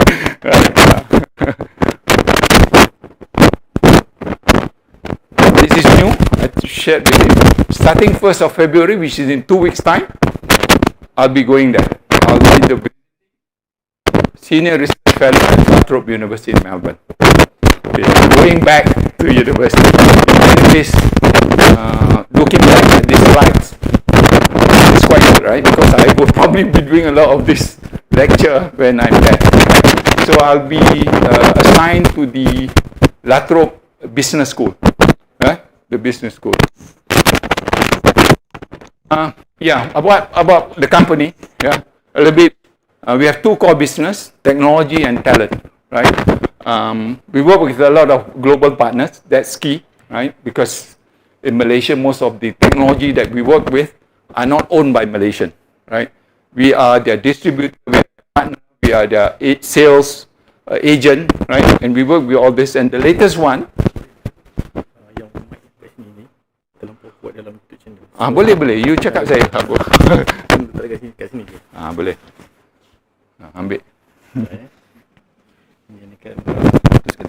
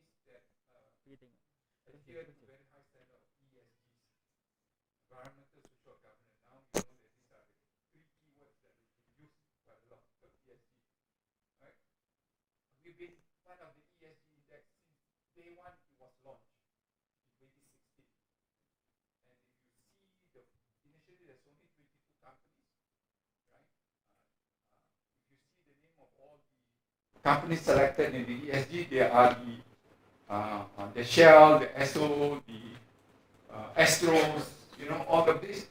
And masa tu, we are the smallest market cap in this index, right? And like I said, you are being evaluated every 6 months.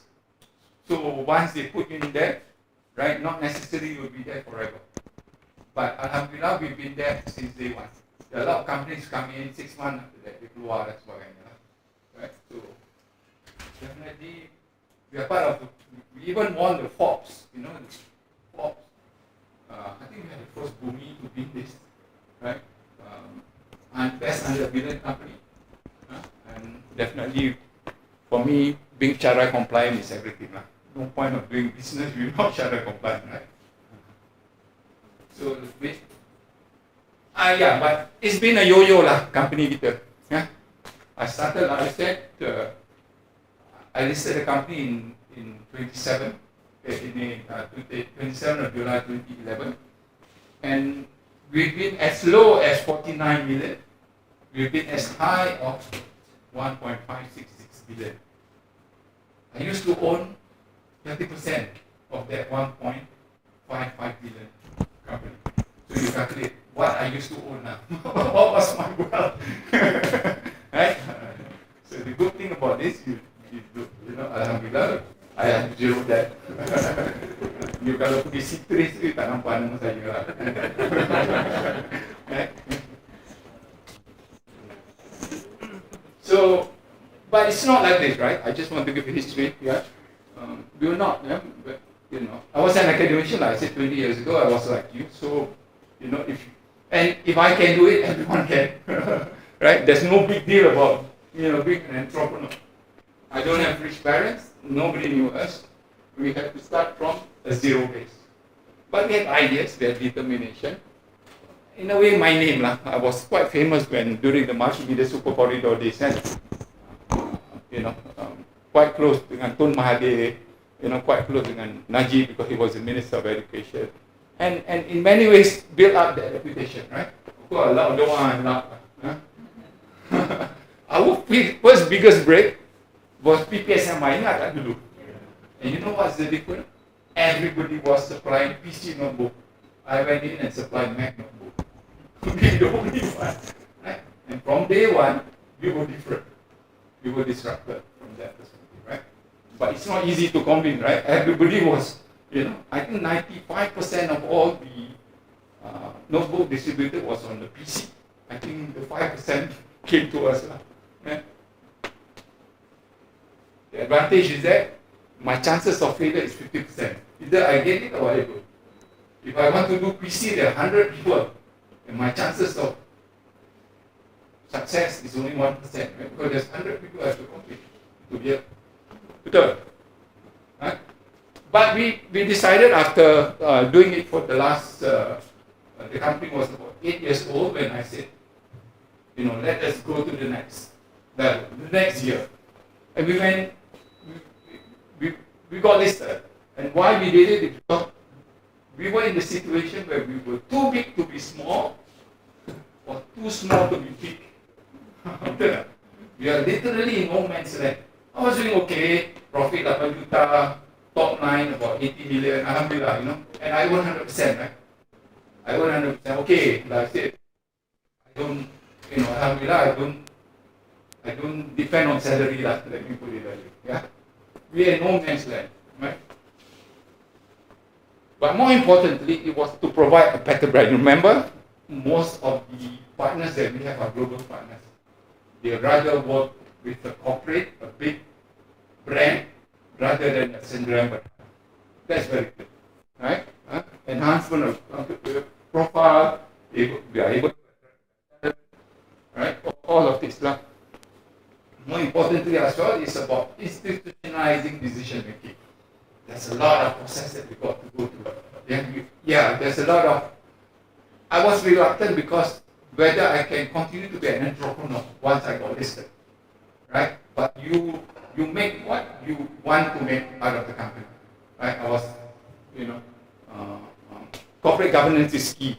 When you think about corporate governance, sometimes you think of it as a package, but actually it helps me quite a lot in terms of thinking about what is the next step rather than worrying about, where this role will actually to bring me down in terms of how I want to move the company to the next level. So I look at corporate governance as an asset rather than as a baggage. Yeah.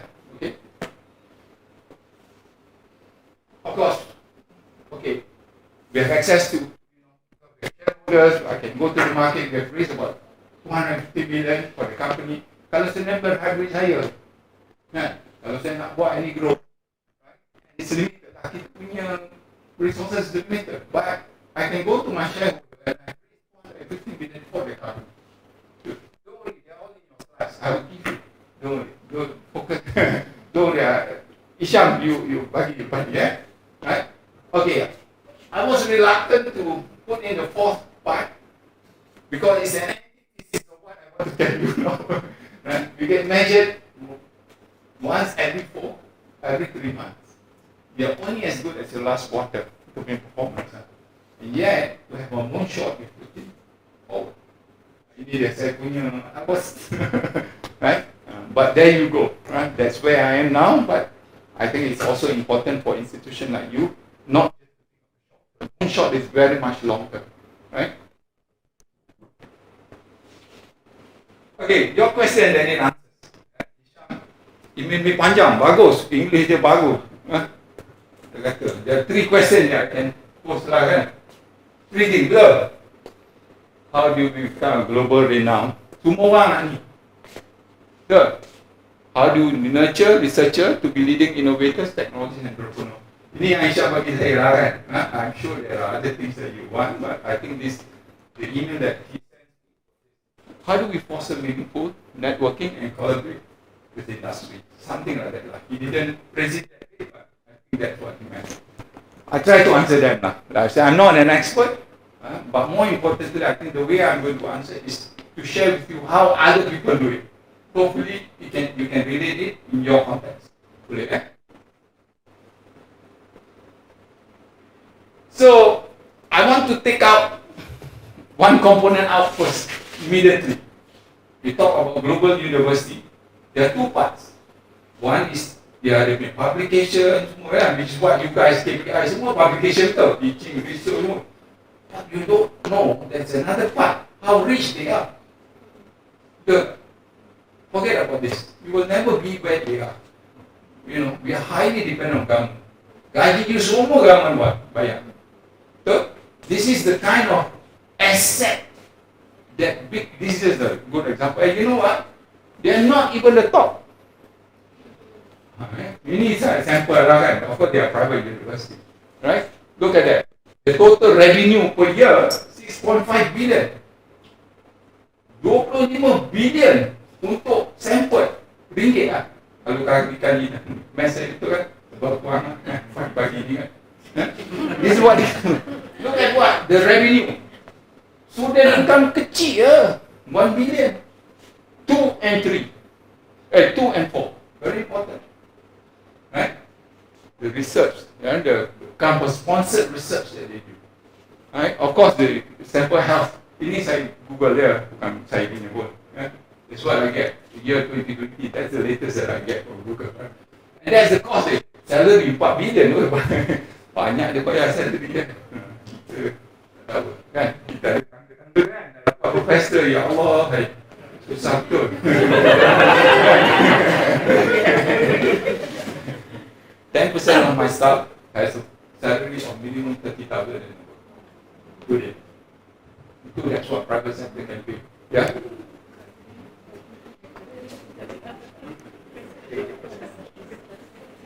Endowment, one of the key things that is endowment. Yeah.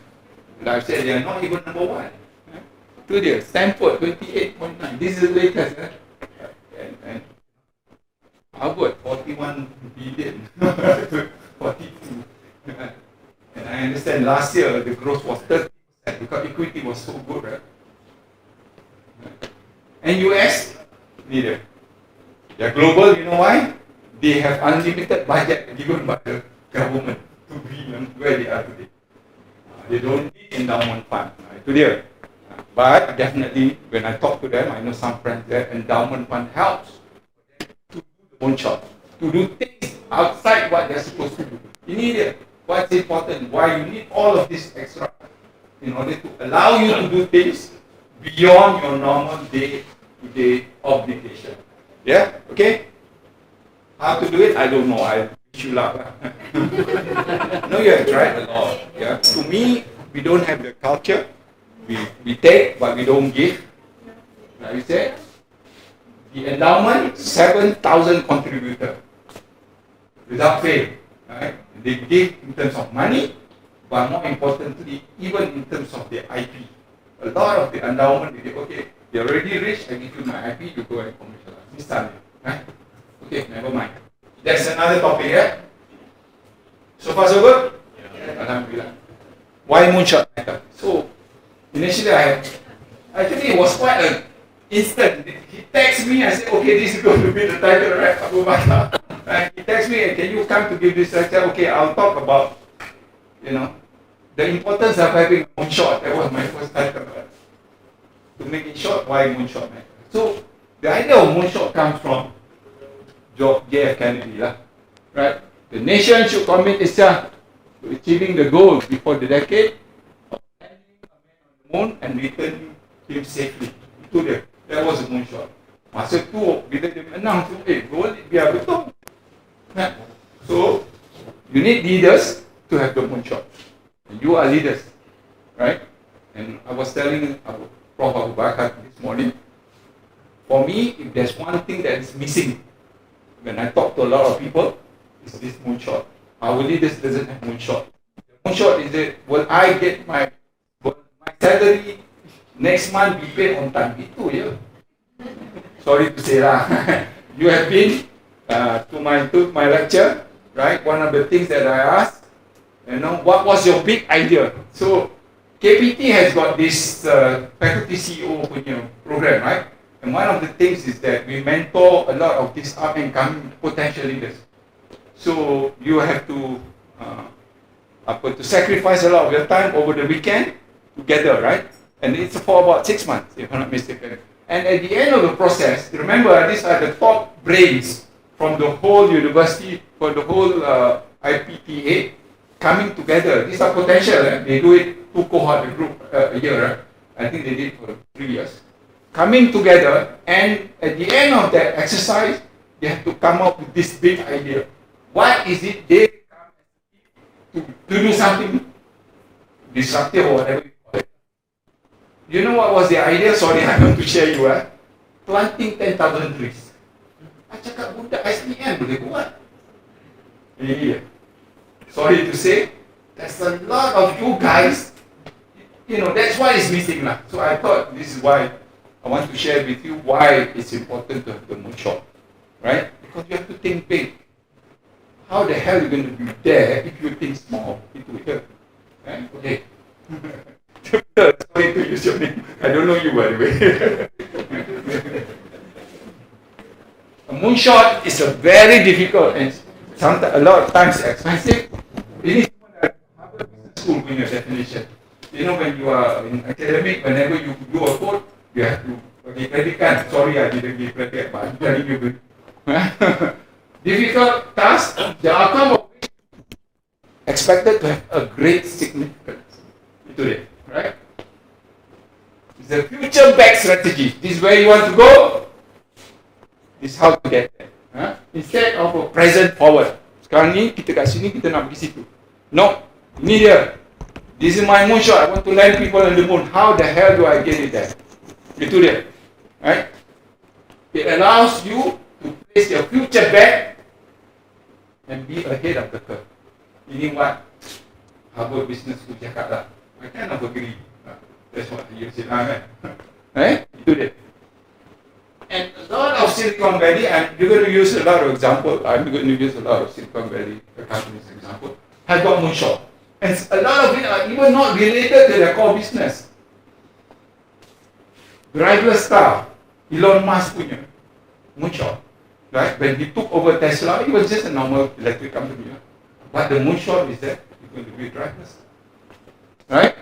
Eradication of polio, habis dah. Bill and Melinda Gates. By the way, I took some of UiTM to Bill and Melinda Gates punya foundation.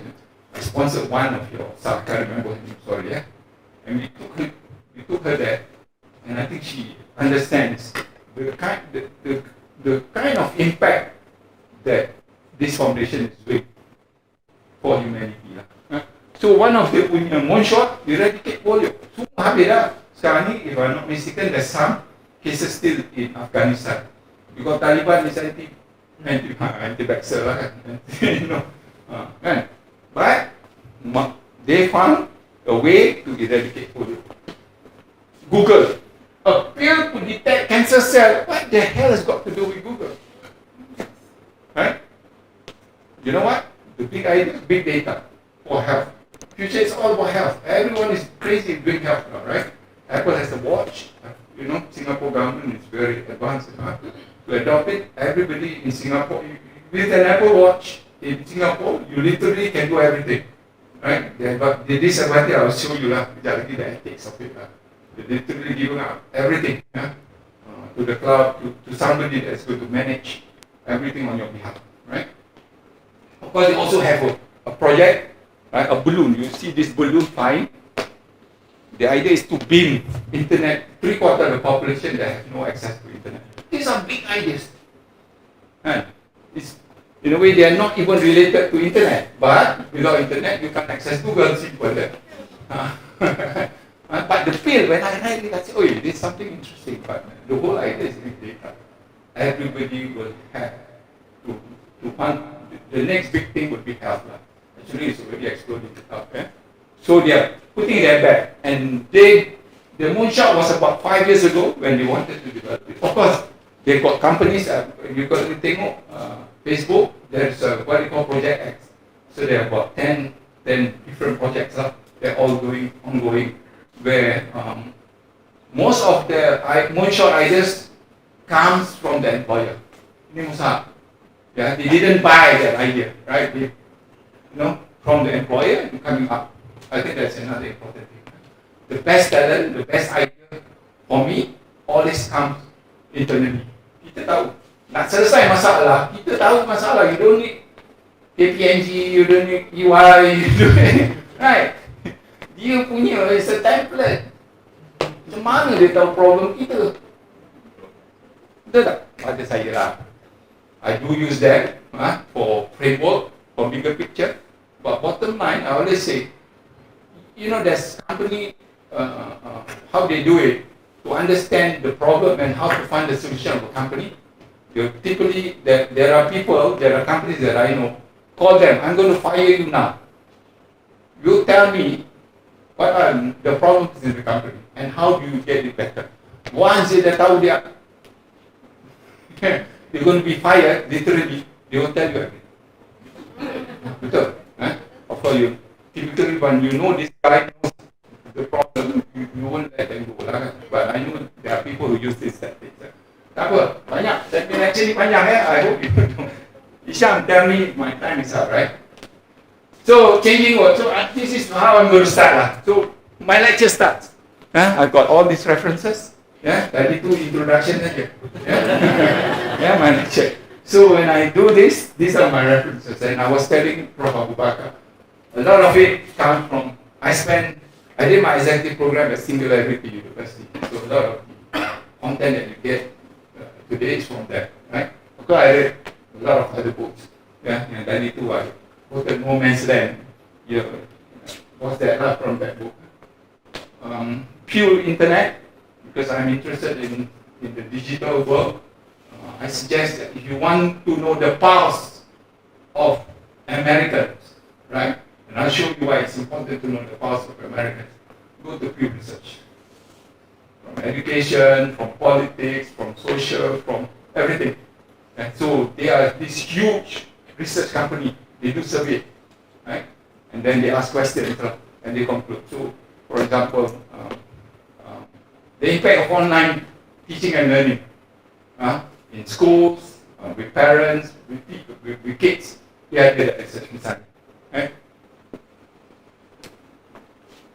You research, please.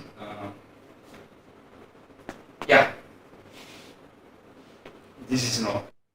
I'm going to share you things that you immediately you know how old I am. This is how we kita tak ada, anak saya tak buat ni semua lah. These are the games we play, right? I mean, I'm sorry, maybe you and me. These are young folk. Life was simple, betul? Simple, ya apa benda internet, apa benda ni KPI ni semua, betul? Buat research, ya Allah. Betul? Ini dia, saya macam ni lah, saya kampung boy. Just that I stay in Bandar, okay? But still kampung. And we were great ones, remember? Filem kita, Hollywood datang. Bola kita, number one. Until recently, Mokhtar Dahari, the highest scorer. We all know that, right? Our education system used to be up there. The last PISA test, PISA test, mathematics and science, our ranking lower than Zimbabwe. No, this is true. We laugh, but it's bloody serious, you know. I got my theory why I want to share with you, you take saja kan. Ini dia. Tak apa, I reserve my my comment on why. What a shame, right? We are going backwards. Here you are talking about moonshot, and yet our fundamental is going backwards, right? And why it matters? Because you are taking all these students, you know, the output of the education system becomes the input to you guys, right? Oh my God. And yet you are able to maintain this ranking. Boleh lah. But I congratulate you. Because the limited resources that you have, the garbage that you're getting, my God, you are still able. So I keep, telling the bosses lah, because I was telling him, Yusuf just text me because he's my neighbor. don't be too hard on them lah. Because to be there, look at what are the things that is needed to support them to achieve. Having said that, I'm not telling you you have now have an excuse, okay?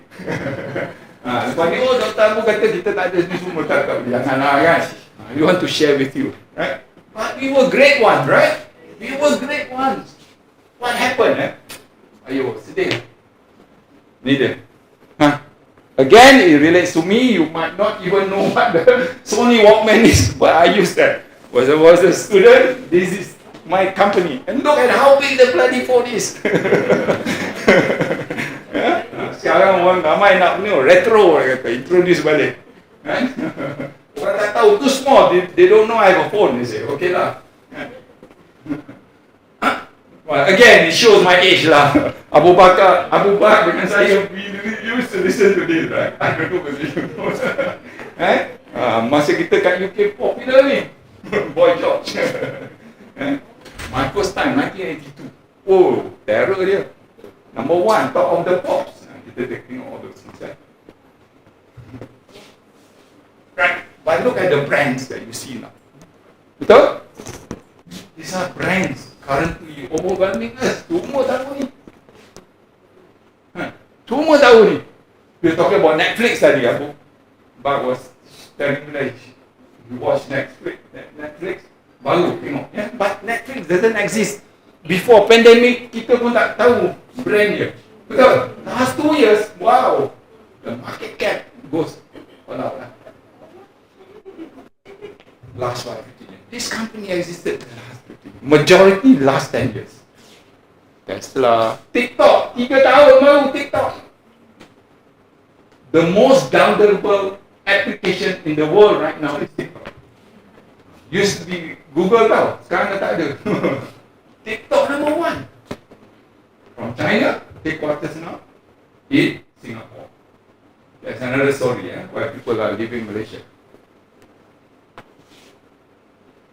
In the 20 years, in only 20 years, the entire store worth of the electronic product all fit in your pocket. Used to be like that kan? Orang ingat lagi masa saya sampai dekat Oxford Street tu gagak banget. Sorry, the black guys wah dia jalan dengan macam ni lah, literally. Macam ni lah, literally jalan Oxford tu kan? Oxford Street macam ni lah. That's, it's making a statement lah kan? And it's free now, right?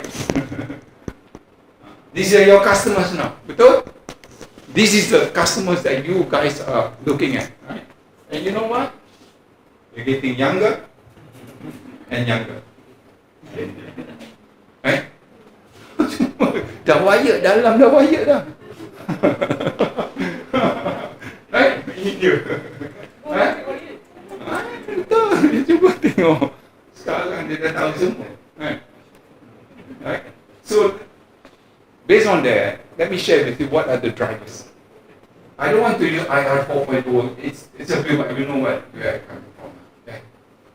These are the drivers. That's why I said, whatever you do in the field of social, in the field of science, in the field of technology, quite easy.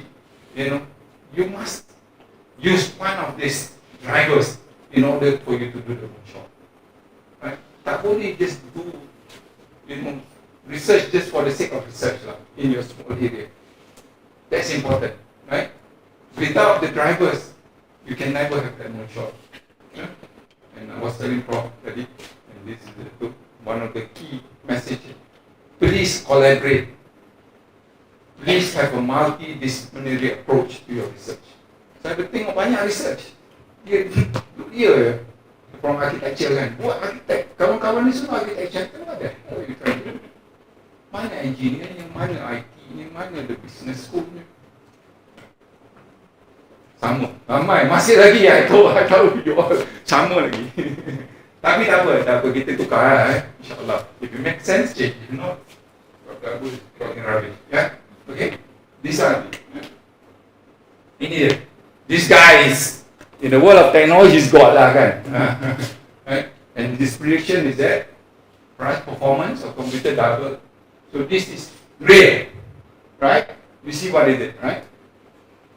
1958, there's only 2 transistors, right, in one chip.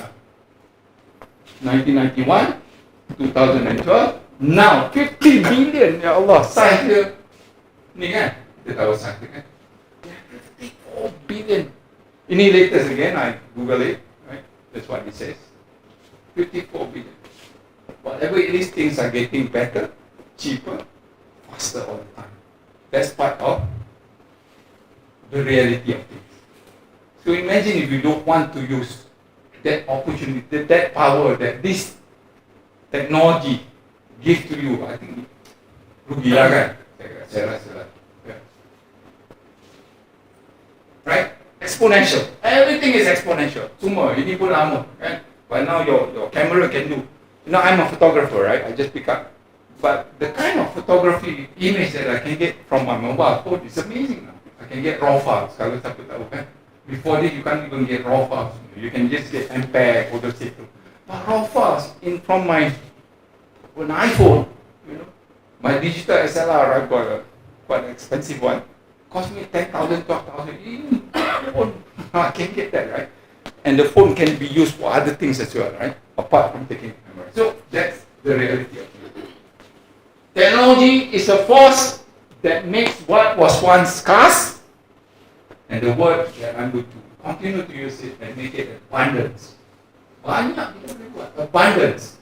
This concept of abundance is very important. To have a moonshot, you need to have a mentality of abundance. Yeah? Of course, the second driver is the internet. Kan? Bila saya buat first research, tak ada internet. Kita semua pakai, I don't know why you still remember, again, it shows my age. Netscape was number 1. Hilang lah. My PhD was about developing a platform. Now kita tahu lah, kita guna all this, something that relates to you. They are able to support collaboration of multidisciplinary distributed across the world. Itu dulu. Tak ada internet pun. That was my research, right? But now, everybody uses the internet again. And in fact, one of the reasons why Nokia got killed because they don't believe in the internet. Anyway, that's a separate story. That's one thing on Nokia. Exponential. IR 4.0, apa benda saya? I want to use what I think should be referred to now. Exponential technology and conversion. That's what IR 4.0 is all about. Orang cakap apa IR 4.0 semua? Menteri yang tak faham pun cakap IR 4.0 macam dia pandai je. They don't know what the hell, they just read script. I think this is a better definition lah. You all video saya cakap. No. You see the good thing I know. Saya tak makan kaki. Okay. Betul tak? Okay lah. You call me to see what it is lah kan. Okay. It's about man and machine working hand in hand together, and that's where the future is going to be. And the convergence is about all of this, right? If there is a need for convergence, why the hell are you still doing your business individually in silos? Betul tak? Convergence is already happening. Everything that you see is already a convergence. And yet a lot of people continue to do research in silos. Like cloud computing, like I said, we pivoted to the cloud simply because we saw the future, right? And Google appointed as their exclusive, what they call managed service provider. The only one in the whole country, we are the only MSP partner for Google. There's a lot of partners, but for cloud, MSP, that means we are able to provide the full cloud services, the full suite. We are the only one. Yeah. Again, what is it? Because trend, whatever you see is real. Whatever is happening, people from me, like me, look at it. What is the real value?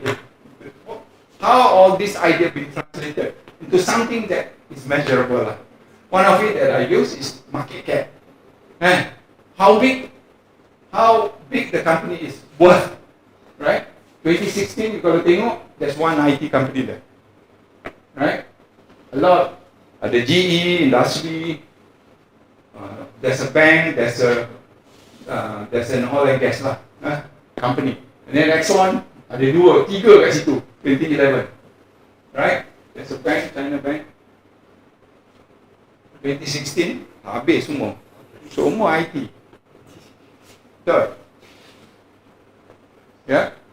And this is the latest. End of December they are done. By the way, Apple, they are the largest. They hit 1 trillion last year. 3 trillion. 3 trillion is 3,000 billion. Kalau macam 12 billion, 12,000 billion ringgit. It's real. 12,000 billion ringgit. The whole market cap to 3 trillion is equivalent to 12 trillion ringgit. The whole market cap of KLSE, semua lah, company semua 1 trillion ringgit. No, it's too big. Please. It shows you the gap. The whole KLSE punya market cap, equity market kita, is worth 1 trillion ringgit. Dia satu company 12 trillion ringgit. The whole of KLSE equity market lah kita panggil about 1 trillion ringgit. Market cap saya 500 juta je. I used to be 1.5, now it's 400. I'm still the single largest shareholder of the company, by the way. Okay, fine. I need them for our forecast. This is key, right? See how skilled it is to America. So the area that you want to do, not just IT, you need them. Look at where the potential on the technology, telecommunication, financial, energy, I need it.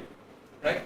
Do this map, tengok. I think it's just a matter of time that the leaps and bounds are going to be there. Right? That's why it's important to look at America from the perspective of what they're doing. Itu saja. Kiblat kita lain, tapi in terms of where things are moving, of course there's other issue of ethics. I'm not going to dive a lot, but it's something that we've all got to be aware. Right? Look at that, right? Ini baru ni.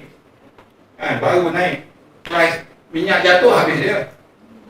Itu je. Highly dependent on one. Malaysia tak ada langsung kita. Asia, Europe habis. And that's the biggest worry now. Europe doesn't have a competitor. You know, after World War, the focus was on katakan the big industry, cars. America, the Chrysler, all this. The Chrysler, the Ford. Europe ada Peugeot, ada all the German brand. They are in terms of aeroplanes, they are the Lockheed Martin, ada Boeing. Europe ada Airbus. But now with all this, Europe tak ada benda. But China, look at China. I think by another 3 years, this will probably be the leap and bounds that they did. And one of the things that they did in the context of what we're talking about is the moonshot that they have. China, from 2G, dia tak beli 3G, itu ke 4G. Tak payah. Now they are the leader in 5G. Right?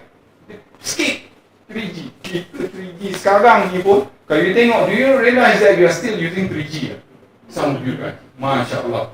And imagine, masa COVID lagi tu, budak-budak belajar pakai smartphone.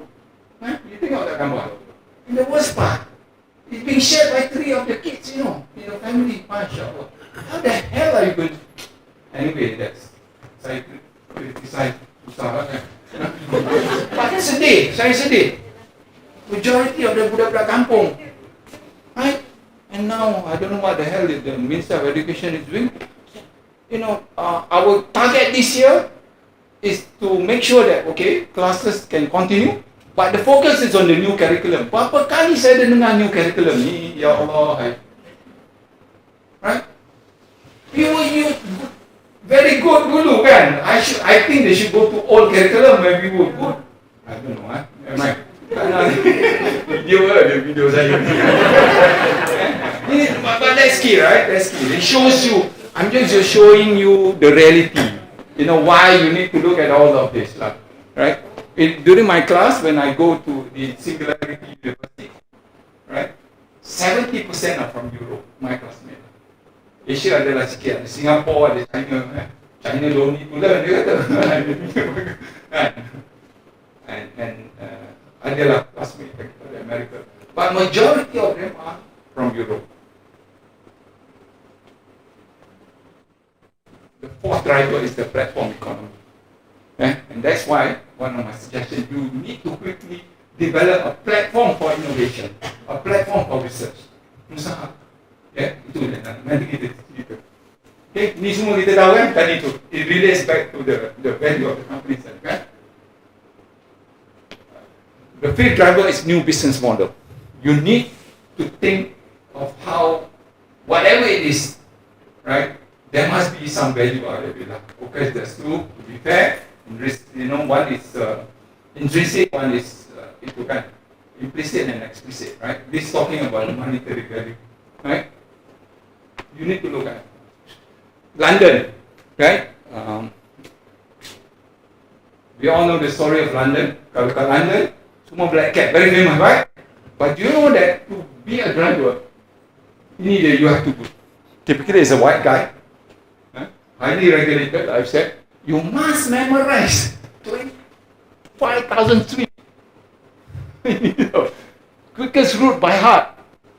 It takes average 3 days. Kalau tengok video, literally how they do it, they put the map A to Z, tu map London, depan dia punya bike, and then they move kan, they check macam mana nak pergi. Because that's what the exam is going to be. You are here, your customer wants to go there. Where is the fastest route? Ini normal lah. Uber datang, pagi lagi Pakistan boleh. Besok, tahu baca? Baca map, boleh drive Uber. Apa? Disrupt. Ini dia. That's the reality. Why you don't need a line. Why you want to know how to get it when there's ways, everyone use ways, right?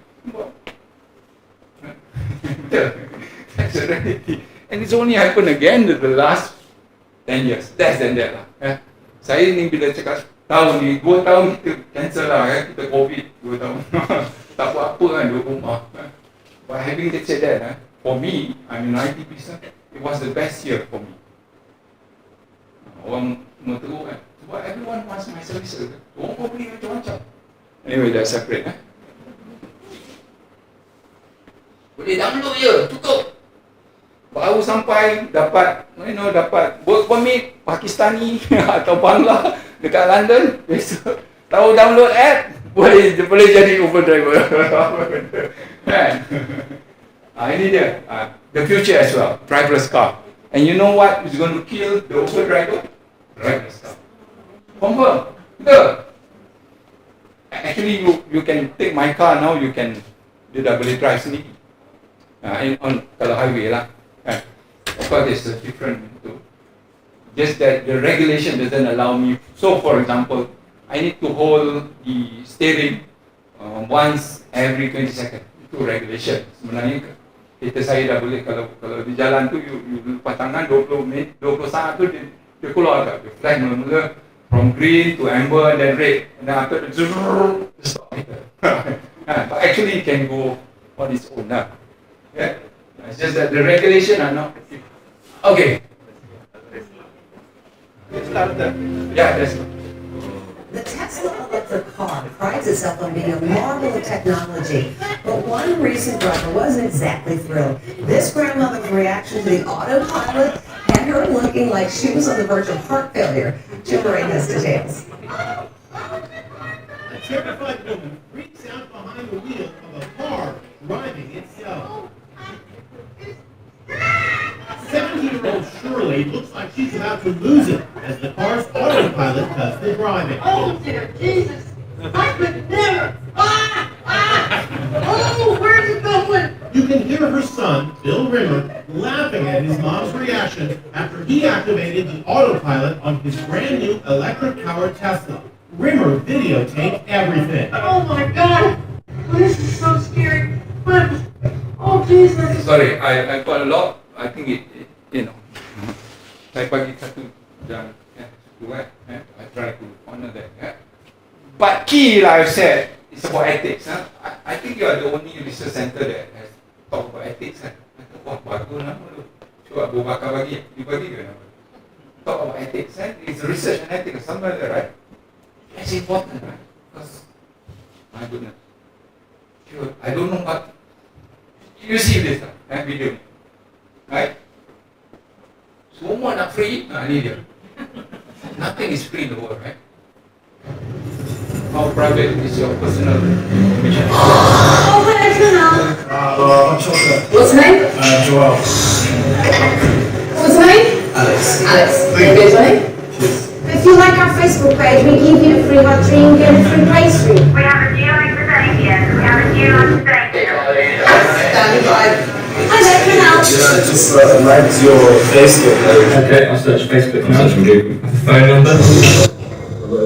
Okay, Carly, are you ready? The information on saying here. Yeah, I am. Mother's maiden name is United with What's your name? Nicholas. Nicholas. Your date of birth, 7th May. She lives at 38A. Just a couple of seconds. Two children, age 4 and 3 years Yeah, got it. Damien, age 26, and fitness instructor. Afterwards, South Tennis College, assistant psychologist at Great Ormond Street. How do you know? You get free. You know, I'm a Christian as well. Oh yeah, we know everything about you, Martin. Thank you. Nice to meet you, Anna from Russia. Okay, you got the message, right? Yeah. You need a buyer, right?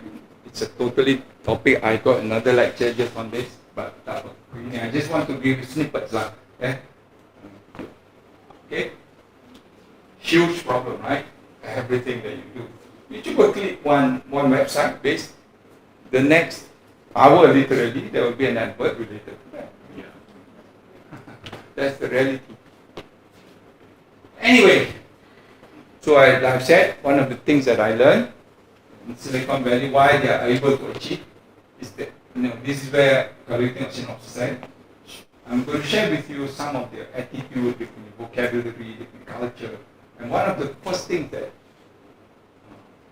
highly prized there, I noticed, right? The importance of unlearning, right? And the need to provide a space for people to unlearn. Yeah?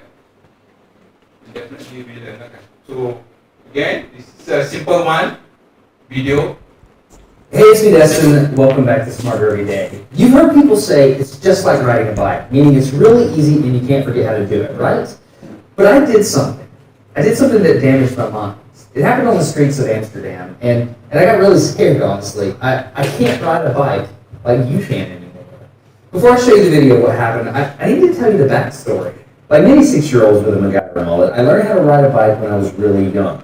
I had learned a life skill, and I was really proud of it. Everything changed, though, when my friend Barney called me 25 years later. Where I work, the welders are geniuses, and they like to play jokes on the engineers. He had a challenge for me. He had built a special bicycle, and he wanted me to try to ride it. He had only changed one thing. When you turn the handlebar to the left, the wheel goes to the right. When you turn it to the right, the wheel goes to the left. I thought this would be easy, so I hopped on the bike, ready to demonstrate how quickly I could conquer this. And here he is, ladies and gentlemen, Mr. Destin Salmon. First attempt riding the bicycle.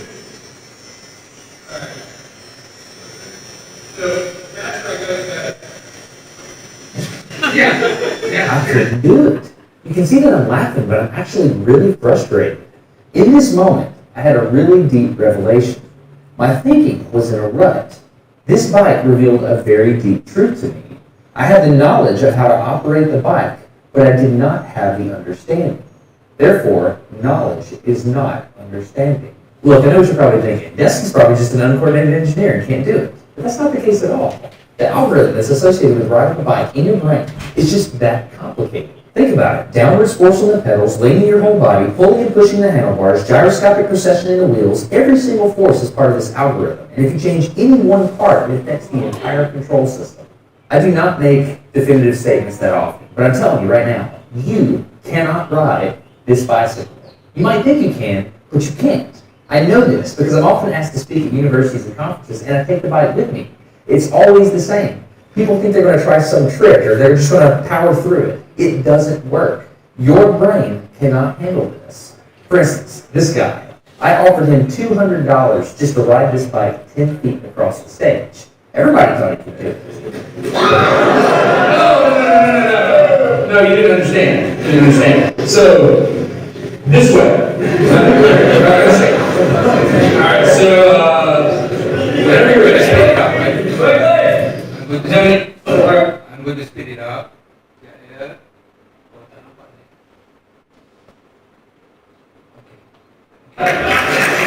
So here's what I did. It was a personal challenge. I stayed out here in this driveway and I practiced about 5 minutes every day. My neighbors made fun of me. I had many wrecks, but after 8 months, this happened. One day I couldn't ride the bike, and the next day I could. It was like I could feel some kind of pathway in my brain that was now unlocked. It was really weird though. It's like there's this trail in my brain, but if I wasn't paying close enough attention to it, my brain would easily lose that neural path and jump back onto the old road it was more familiar with.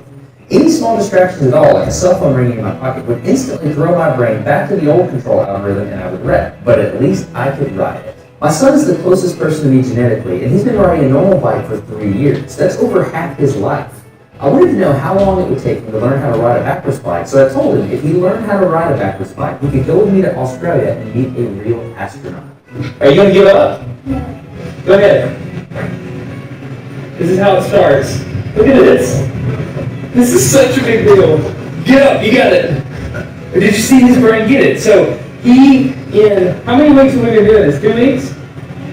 In 2 weeks, he did something that took me 8 months to do, which demonstrates that a child has more neuroplasticity, am I even saying that right, than an adult. It's clear from this experiment that children have a much more plastic brain than adults. That's why the best time to learn a language is when you're a young child. All right, today's bike blog. I can...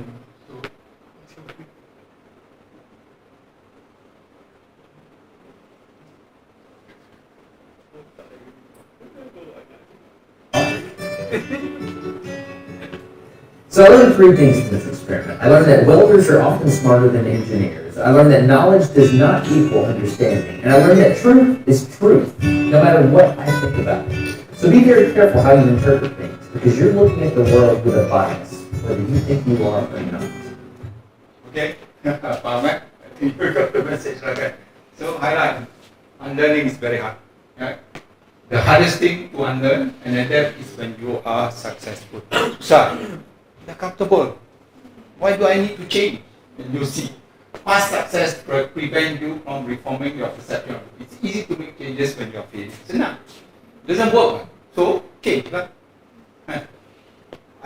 For me personally, in my personal thing, I've never done anything well that I didn't do badly first. To do personal thing. Yeah? That is great pada saya, important, right? For unlearning and have empathy. Yeah?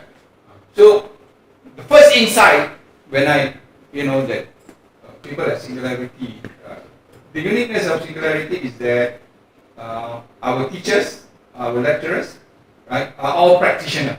Right?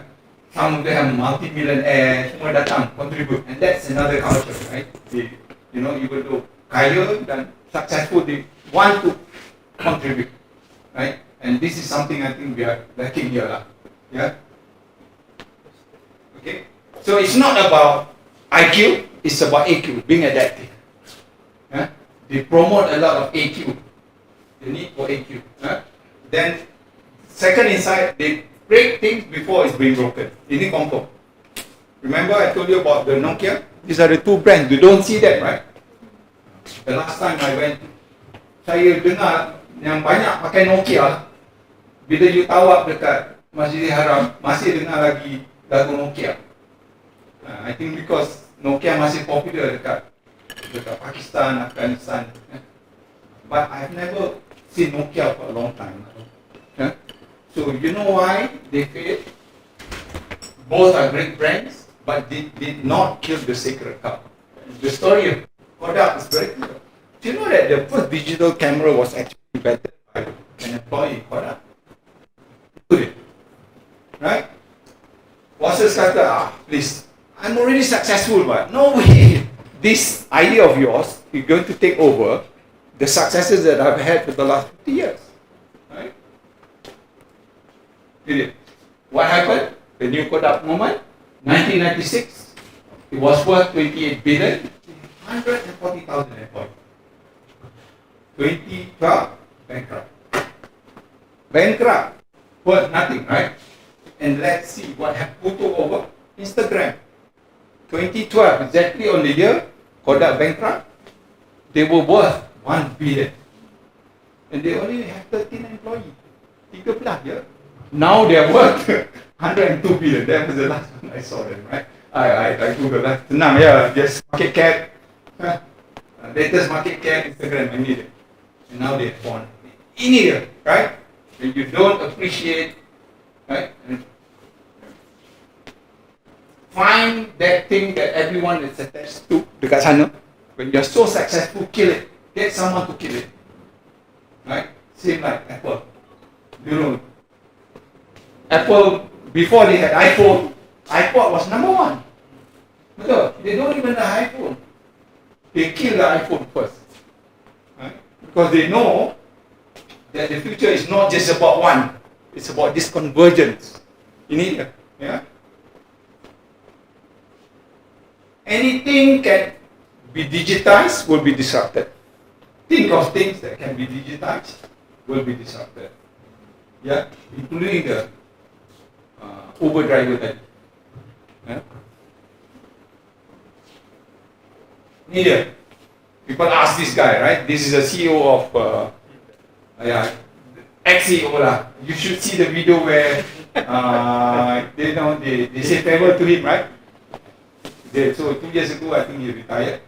So the best advert, the best video that I've seen to commemorate his retirement was one of the video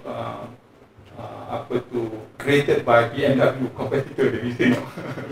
It's very funny. Orang tanya dengan dia, who is your competitor? It's not BMW, it's not Audi, it's not Toyota, it's not Lexus, it's not. Dia kata, this is my competitor. Very quick. Yeah. Third mindset, respect failure and celebrate success. Sama yang tadi lah, in the way, learn and unlearn. There are only two types of people in Silicon Valley. Those who have failed and those who have yet to fail. Banyak CV saya tengok, tanya dengan dia, I will only hire this guy when he has failed. A few times lah. You know why? Because I know, he has learned something out of that lah. Okay? So in a way kita susah lah kan, fresh graduate kita macam mana lah. I have to separate lah. Okay, so this is the last video, right? And I was talking about the importance of celebrating failure. You know SpaceX, right? And it was one of the moonshot. The moonshot was about, first it's a private, before this it's all NASA, right? So they want to develop the first private jet,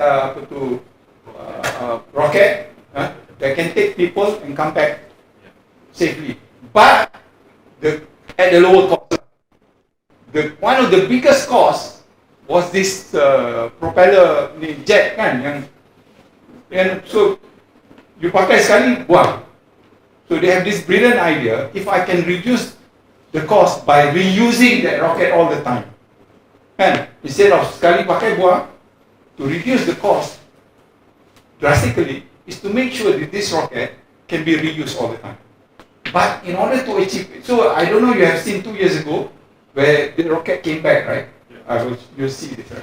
But in order to achieve what they have done, look at how many failures that they've done. Right?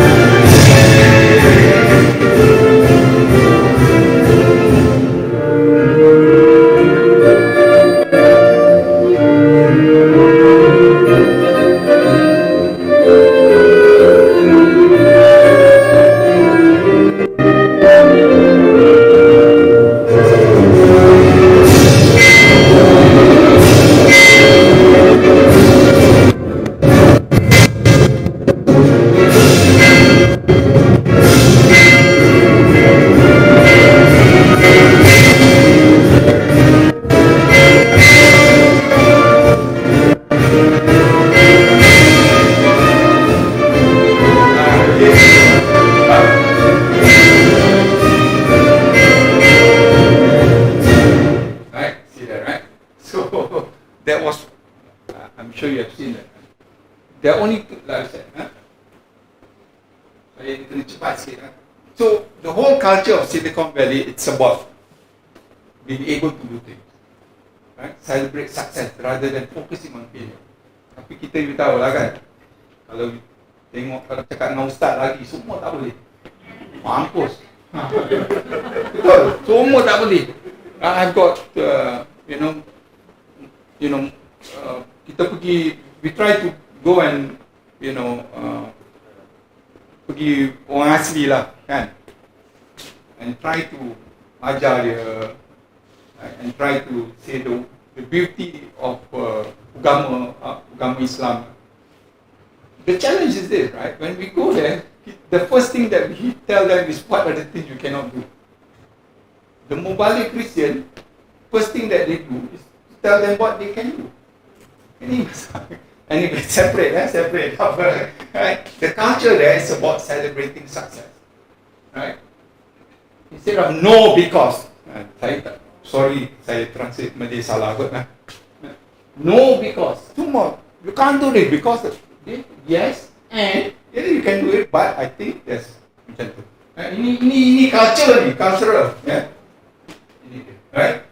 I don't think it will work lah, senang. Apa punya idea tak bagus? I don't think it will, but then let us see how we can do better.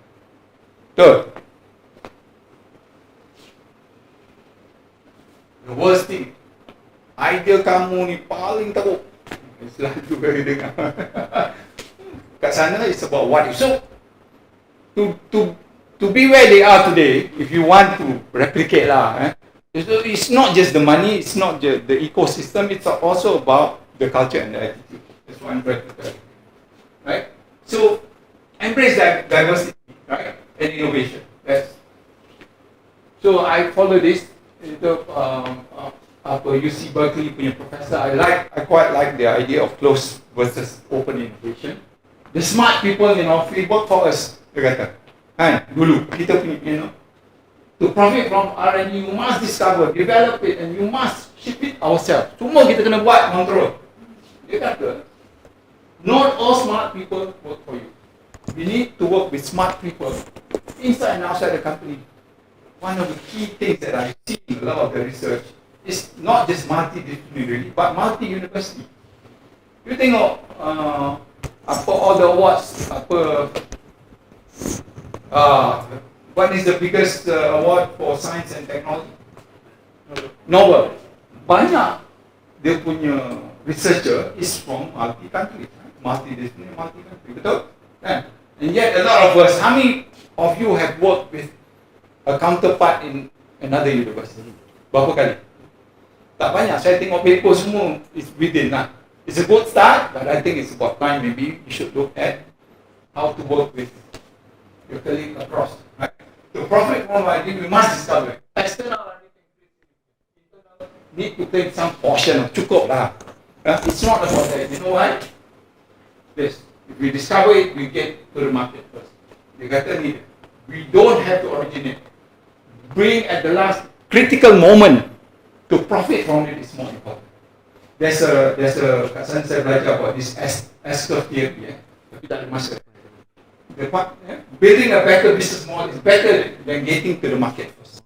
Right? More importantly, we should profit from other use of IP. Kita ni kemur IP lah kat sini. Tak boleh. I sit in a lot of research, right? In a lot of university. Nak commercialization susah betul. You know why? IP pada dia, IP dia so important. I keep telling them, 100%, bro, 100% of zero is zero. What the hell are you talking about? Because they don't want to give up. There's nothing much. They rather put it at the shelf than, So I always say that, it's better to have a small percentage of a big cake rather than a big percentage of a small cake. Itu saya punya filosofi lah. I believe in it. Right? Okay? So celebrate entrepreneurship. This is one of the key things that we do. Ini dia, there's a lot of definition pada saya. It's about passion. You can see my passion. Right? Persistent and grit. Failure do. Saya dah. Kalau you tengok, I used to own, I've said, right? One third of the company was about 500 million. And then I lost everything, you know. Yeah, I lost, you got to tengok, I lost everything, right? But now Alhamdulillah, our company was only worth 49 million at the lowest. Now it's worth about 600 million. But, you know, okay. So, but you have to just be persistent. Sorry to say this, how typically class entrepreneurship ini dia ramai-ramai ya. Orang tanya saya, Dr. Abu, dia bagi saya Dr. Abu lah kan. How do you teach entrepreneur? I said, susah bro. I think if there's one, this is how I will teach it. Right? You have to dive into it. Because Stanford, a lot of business school, when they started now they do. The teacher, the professor themselves have to start a company together with the student. Meaning dia kena buat sekali. And guess who is at the bottom? Pada saya, the bottom yang mati dulu should be the professor. Bukan student dekat depan tau. Anyway. So, I'm building a platform. This key, I think you need to build a platform, analog or digital, to encourage all the things that I said, the convergence, the collaboration, dan sebagainya. Yeah? And I see that's lacking in a lot of university, right? You probably need to start that. Example, why platform economy here? When you want to develop things exponentially, time is of the essence, right? And this is Boeing, media. It took them 18 years from design to production. But when they built this, it took them only 7 years. You know why? They collaborate, right? Boeing role was only final assembly. Media. Dulu semua Boeing buat. Sekarang, that one now no one is building new planes anymore, right? Because there's a lot of issue. But it shows you, if you go to Boeing factory, which I have a few times, this is how you see all the parts coming in and out. Ini dia assemble dia. Of course, that's Boeing besar lah kan. The same philosophy of this. I am a big user of Apple. I think I got 7 or 8 at one time. You know. You tengok kat luar, this assemble in China. Who cares about assembly? But it is a low value chain. I want to control just the IP and those things. Right? Media. iPhone semua ini phone, but it's the same lah philosophy dia. Right? Doesn't have a single factory. Assembly dia semua dia outsource, semua dia. Doesn't matter. They maintain the IP and focus on services now. The biggest contributor with the highest margin come from Apple services. Right? Services ni kalau tengok the paywall, kalau you tengok atau the app wall, the app store. Any app that goes through Apple, dia dapat 30%. Right? Of course, the cloud lah. The other one, they sell the cloud services. Right? Okay, this is what I was telling. Right? Yesterday, my son is doing his master's soon. Right? He kata, I just got this.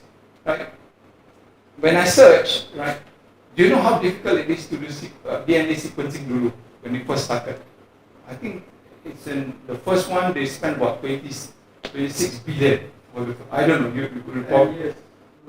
Yeah, 10 years. It took time. And this one, matter of hours. If you look the detail here, the link, semua collaborate. Of course, again, the key was the convergent technology. A lot of this knowledge or the tools available are all in the cloud. They just pull cloud money. You have access to experts from all over the world, right? And they are able to do it. 10 years you kata. Now matter of hours, mashallah. And ini hot ni. I just got it yesterday. Right? 13 January, maknanya 14 developed last night. Okay, ni dia. My last few slides. We cannot compete with the top. Confirm, betul? But that doesn't stop you making sure that Prof. Abu Bakar continue to meet KSU dekat MOC minta duit. Ya, kena ketuk pintu cepat. Ya? Right? But we can adopt a transformation and moonshot strategy to be ahead of the curve. We have talent. We have determination. I'm sure you are. Right? With the limited resources, you boleh reach that rank You see, I don't just simply put you down here, but you need to know the context, why we are where we are, and how they are where they are, right? It's not just about one component, it's about having the right support. Macam saya kata tadi, Stanford, realign your focus to research of the future, the convergence, computational, convergence technology, and exponential technology, right? Define and select either you want to be. Kita tak boleh buat semua. Kita tak boleh buat semua. Just select lah. Put your bets on those. Ini pendapat saya. The big, more importantly, go after the moonshot. Solve the world's biggest problem. You know why? The bigger the problem, the bigger its opportunity. Yeah. Apply exponential technology, empower leaders that has abundance mindset. You also need to have that abundance mindset. Yeah. And then be adaptive, provide space for unlearning, promote diversity and respect each other. It's very key. Yeah? Build a platform, I think it's something that you can build, right? Digital now or analog or whatever, right? To encourage these people to come in and collaborate, right? Multidisciplinary, build community, and where entrepreneurship can thrive, but more importantly as well, I can give another lecture on ESG. Saya tak ada langsung, saya sikit je, but we are at the forefront of ESG. One of the first lecture I will be giving when I go to Latrobe was about ESG in universities. Yeah, but that's a separate one, right? So my final word, Rumi. Persian, Muslim, saya suka dia. Philosophy. Sell your cleverness. Buy bewilderment. Cleverness is mere opinion, dia kata. Right? Opinion, yeah. Bewilderment, brief, intuitive knowledge. Yeah? Thank you and good luck. Sorry saya ambil masa banyak sikit. So, sorry.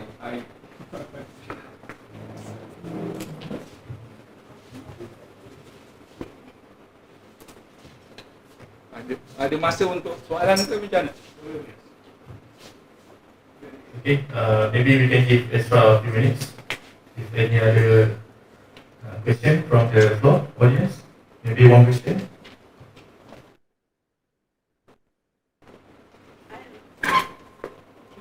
Saya cuba, saya cuba jawab. Kalau tak ada email saya, you boleh jawab email saya lah. Tak apa, no, I want to hear lah. Please. Assalamualaikum. Waalaikumsalam.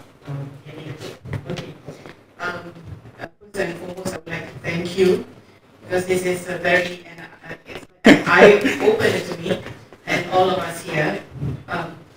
I know you have explained everything, okay, but I just want you to give your insights, on how do we eliminate the territorial mentality.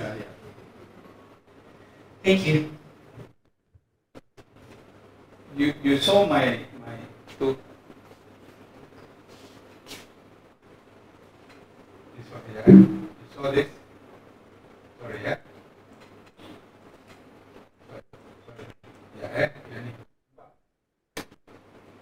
Smart people, to me it's about being humble, right?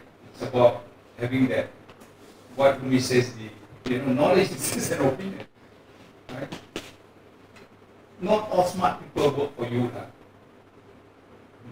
You will get enriched. So one of the things that I have another lecture, the importance of anti-disciplinary. I show you, right? So people ask me, thank you for the question. I hope I'm answering it correctly. People ask me, if you were to put in a team to solve the world's greatest problem, how would you do it? I said the first thing I will do is to assemble a talent of anti-disciplinary. They're outliers. Bukan outlier, L-I-E, outliers. Right? People who can think outside the box all the time. So I got this. Yeah?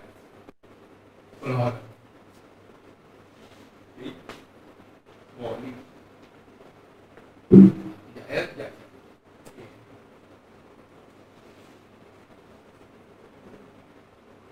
I hope it answer your question. Yeah.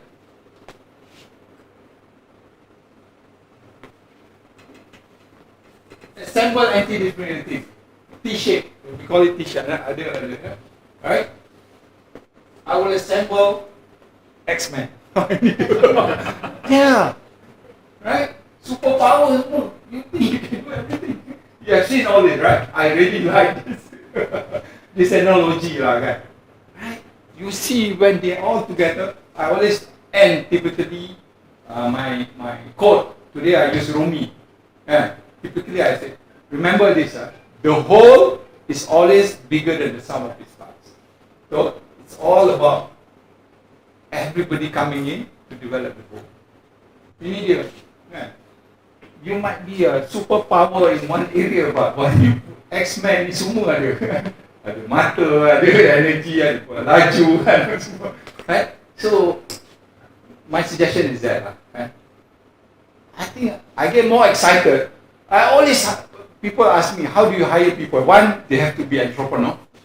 And more importantly, I always hire people that are cleverer than me. Serious. If they, I want to learn from them, right? I always hire people that are cleverer than me. That's me. I think they have a lot to contribute. Pada saya, I don't know whether it answers you, but I happen to have this, right? I think the need to work as a team, reach out, right? Because the solution is not, it can come from you, right? Betul tak? So, yeah. Siapa lagi nak tanya? Yeah, you wanted to ask. So there's Herbert Simon, right? The way to solve problem, right, is to collaborate. Because you know why? Dia kata human being ada this concept of bounded rationality. Have you heard of it? You're only able to do certain things from which beyond your ability to solve a problem is limited by this bounded rationality. Look at Herbert Simon. His book is The Sciences of Artificial. So he's the father of artificial intelligence. So it's one of the books that I refer to. Please. Assalamualaikum and good morning, everybody. Thank you for your wonderful lecture. I am actually very intimidated with everybody here. I'm probably one of the younger people here. Everybody's in more service, probably more than a couple of years. I'm only here for for less than 3 years. But in a sense, that you're talking about the essence of time, the idea of moonshots, and when a conversation that comes with my father when he was young, he told the idea that he told his teachers that in one day someone can talk to the television. And people thought he was crazy at that time. So in terms of moonshots, when do you think the idea is feasible to at the point of launching the idea? The idea may be conceived many years. Yep, that's right. But it takes time and the level of technology and development for the idea to sort of launch. So can you give sort of an idea of when this idea should be? So I have another lecture on this. It just so happened the next slide on this is this is the theory of Pascal. It's about identifying that, right? When it's just about look for ideas that you feel has already be at that plateau, right?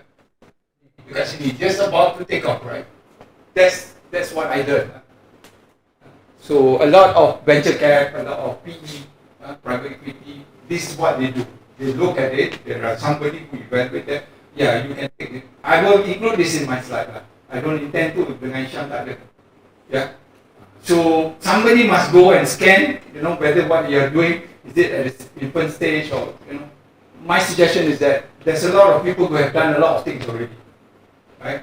So if you want to, so this MAC is being used by VC and private equity venture capital to reduce to increase the success rate of the investment. Right? So again, there's another lecture of it. I don't know whether it answers your question, but that's one of the things, the tools that VC, venture capitalists, and private equity use now.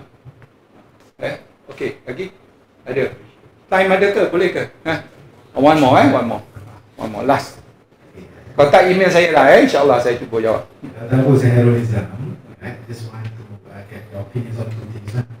Satu saya look at the way of how we work in industries, especially in research. And kita ni selalu kadang-kadang dapat partner to synergize. Betul. We have to do research first, and then sometimes when we do research at the fundamentals, people can go for prototypes, so then it will take some time.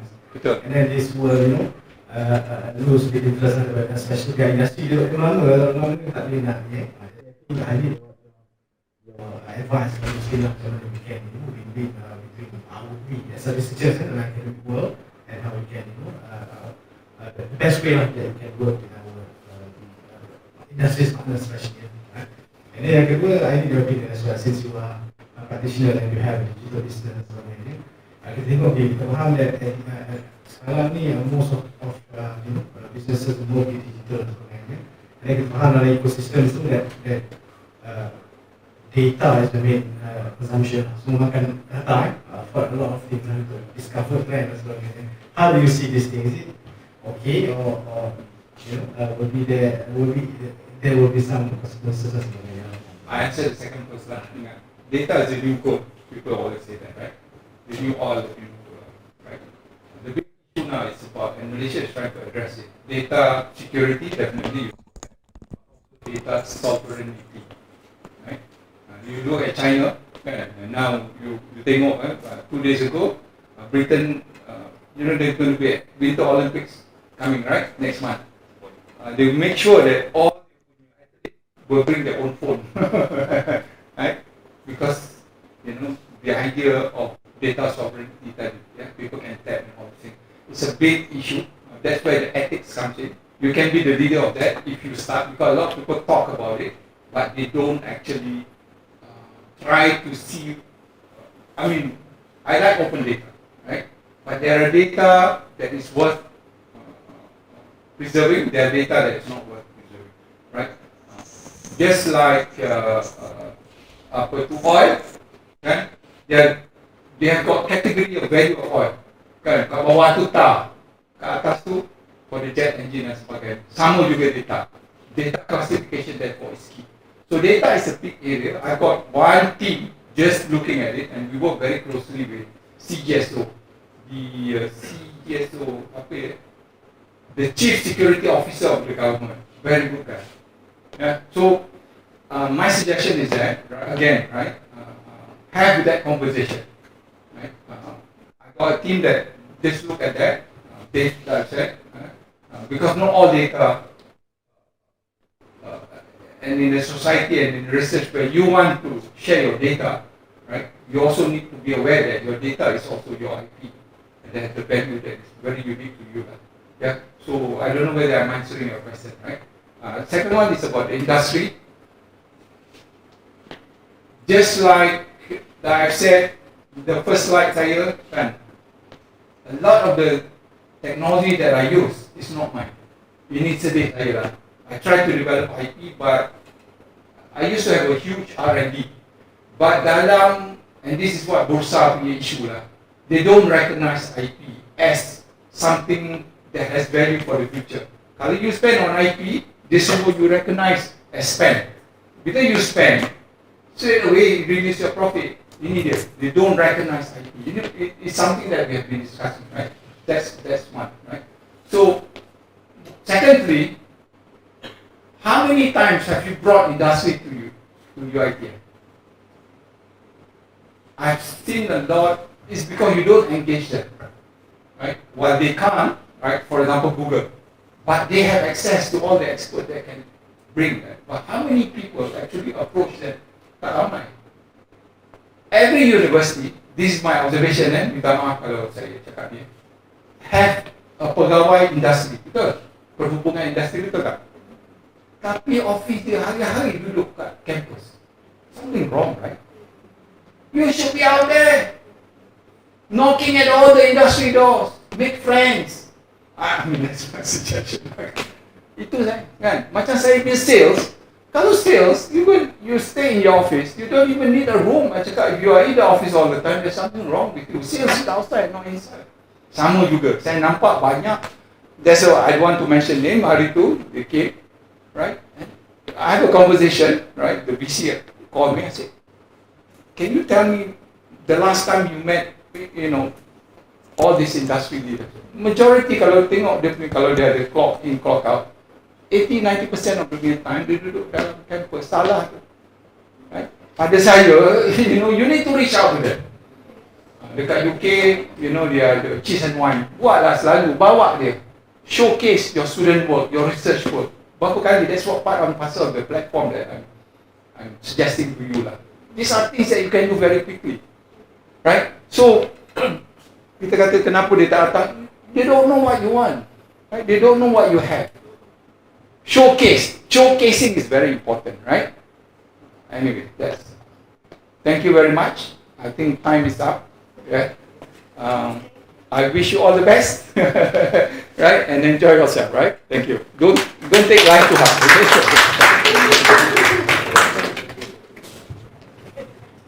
Thank you from the floor for the questions. And thank you again to Dr. Hassan. And I would like to invite Dr. Bakar for giving him a small token of appreciation from RMC. Kena pakai ke nanti? Kena pakai ni kot nanti social media. Social distancing. Yeah, no. Terima kasih.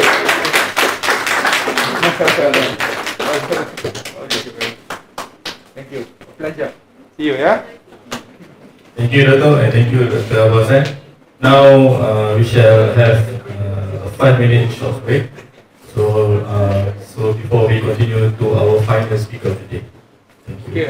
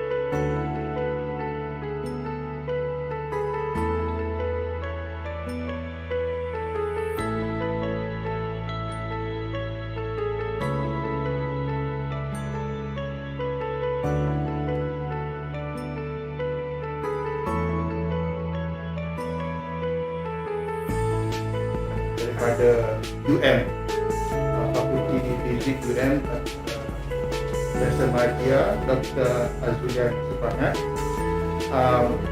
Actually saya kenal dia, saya tak kenal dia kat Malaysia. The first saya kenal dia dekat San Diego. So saya pergi program yang Fulbright, and then we have lots of tanya orang tu Rusia, yang ini tanya Brazil kan. So saya carilah mana yang rambut hitam lah tu, hitam tu orang Asia lah pun. So adalah seorang ni kan. So saya jumpa approach dia, and tiba-tiba dia orang Malaysia. So itulah dia, that's how I met her.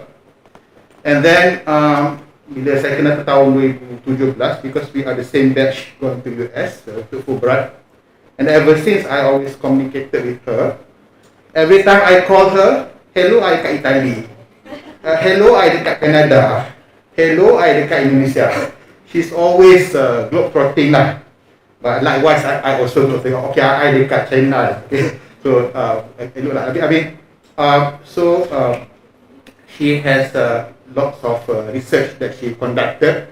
Okay, she leveraged the system in UiTM actually, in UM. She leveraged system in UM on how to be globetrotting, how to be globetrotters. Okay, I think that's why I think we invite her today, and maybe she can share an experience on how to conduct international research. So we have here, the title is a young researcher fostering collaboration and networking. So, tanpa mengambil masa, dipersilakan.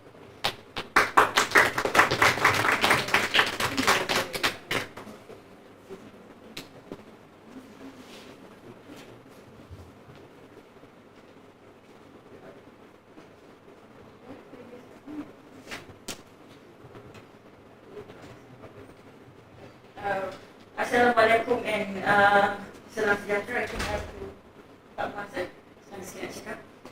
Thank you very much, Dr. Fakrul, for a very brief introductions about myself. That's right, we actually met somewhere in San Diego, right? When there was a time when all the Fulbrighter has to be somewhere and sit down for a few days and discuss. And I think we both Malaysians during that time. I was so happy, and I was so surprised that he was actually from UiTM, because I thought UiTM would be in UiTM, not somewhere else. But no, that's not right actually. But today my talk will be more on the challenge, okay, working as a young researcher and the academic staff at University Maya. Okay, so if I can just this is all about me.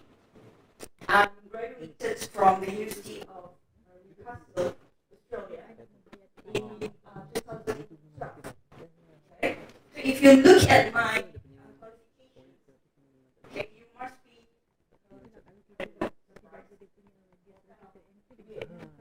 first degree is physics, and now I'm working at the Department of Physics, UC Maya.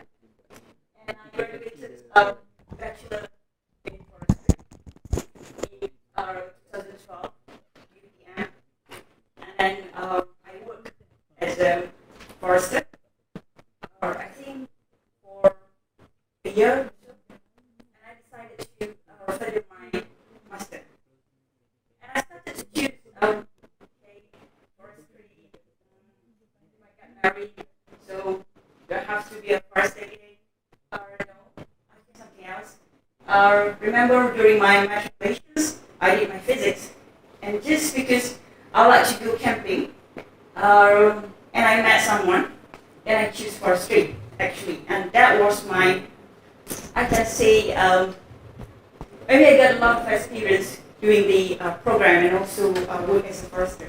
And I continue my master in applied physics, where now I'm being the program coordinator for this program. Okay, got a slab fly. When I got a slab fly, words I remember when they say, no UK, you have to pick US, New Zealand, Australia. And it was 2007. You have to fill out this one. And then they say, oh, you have to get the offer letter. I kind of like applied to a few universities, and I didn't know during that time, 2007, in Newcastle, Australia, there was a big storm, okay, by the sun.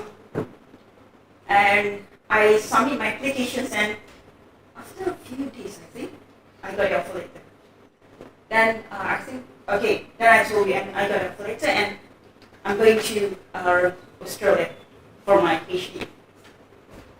I did my PhD in 2007, 2008, and 2012 I came back to UiTM, and I did a job as a senior lecturer in 2013. Okay? So I did my PhD in organic photovoltaic, solar cells, organic materials, and I'm very passionate in materials, anything that materials can generate electricity, or optical materials, electronic materials, all that. Okay, I am 42 years old, and I consider myself very, very young, because I've been working with University Malaya for 9 years now, if I can count correctly. But during that 9 years, that is what I want to tell you, what kind of grants, research, and maybe impact. I just want to ask you whether, if you look at my presentation today, I want you to tell me whether I actually give an impact to the society or not.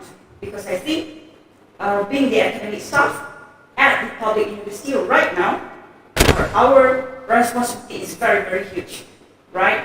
We not only go to a class, teach, even teaching also students can judge us, right? And I think doing research, what is good about doing research is you actually can take whatever knowledge that you got from research for teaching. That was like very good actually for me.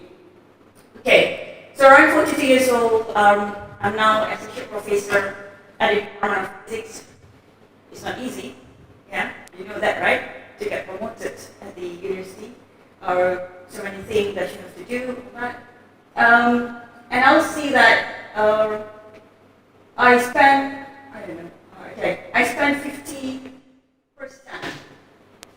for research, maybe 30 for teaching, and 20. And maybe you want to tell me whether that 20% for administrative duty is actually 20% or more. Yeah. Okay, so I go to the next slide. Okay, so this is just me as a principal investigator for research grant. Within 9 years, I got around 16 research grants as a PI. I don't count any like LRT research all that many, right? So this is just you being the PI. For external grants, I applied 3 times for FRGS, and I think I'm lucky. I got all three. This is where you got to have collaborations, right, with other universities, otherwise it's very difficult for you. And some of the comments from the comments, yeah, so you want to improve for the next time. So I consider myself lucky because when I applied all 3 FRGS during 9 years, I got all 3 FRGS, and I produced some students also. And that is the amount is 330 K, and then also we have the internal grants from UM, you know, 400 somethings, and also I managed to get some from outside. Actually, I got from Vietnam, you know. Then the TWAS, Homestead, if you know, I also got from there. International grants, and also the AUA thing. So that is around 200K. So we need a grant, right, in order for us to do research, especially for those who are working experimental thing. You have to buy chemical. You have to. This is not include the RA. Sometimes the students has their own scholarship, like in my case, most of my students. Okay, so we go to the next slide. So this is kind of like during 9 years, I don't really publish scopers. So usually we'll submit to the ISI, and from Q1 to Q4, not too many. I guess it's just 50. I managed to have a pattern, 2 patterns. In terms of the talent, our PhD students under my supervisions, 7 graduated, and 6 graduated. So bear in mind, this is not all of them being paid as a GRE, because some of them got their own scholarships, and some of them working. I think one of my students working at UiTM, UPM, at the university. Sorry. Okay, so this is in terms of the research, pretty much that I got. How about my teaching? So we still have to teach, right? Usually we teach 6 hours a week. Yeah. So you have 2 courses. Each course is 3 credit hours.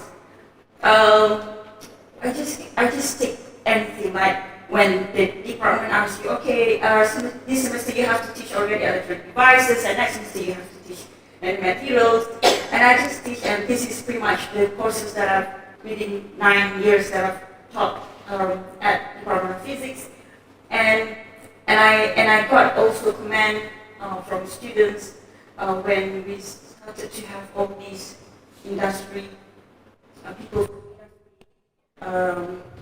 come to the university and give a talk, and they just worry if they don't get a seat, like whatever that they get from the lecture. Okay, administrative duties. I'm doing the timetable for my department. At the same time, I'm also doing the our program coordinator, also academic advisor. What else? Also the teaching and learning committee, alumni, multimedia, just name it. Okay? The mobility, to promote the program, just meetings, sitting.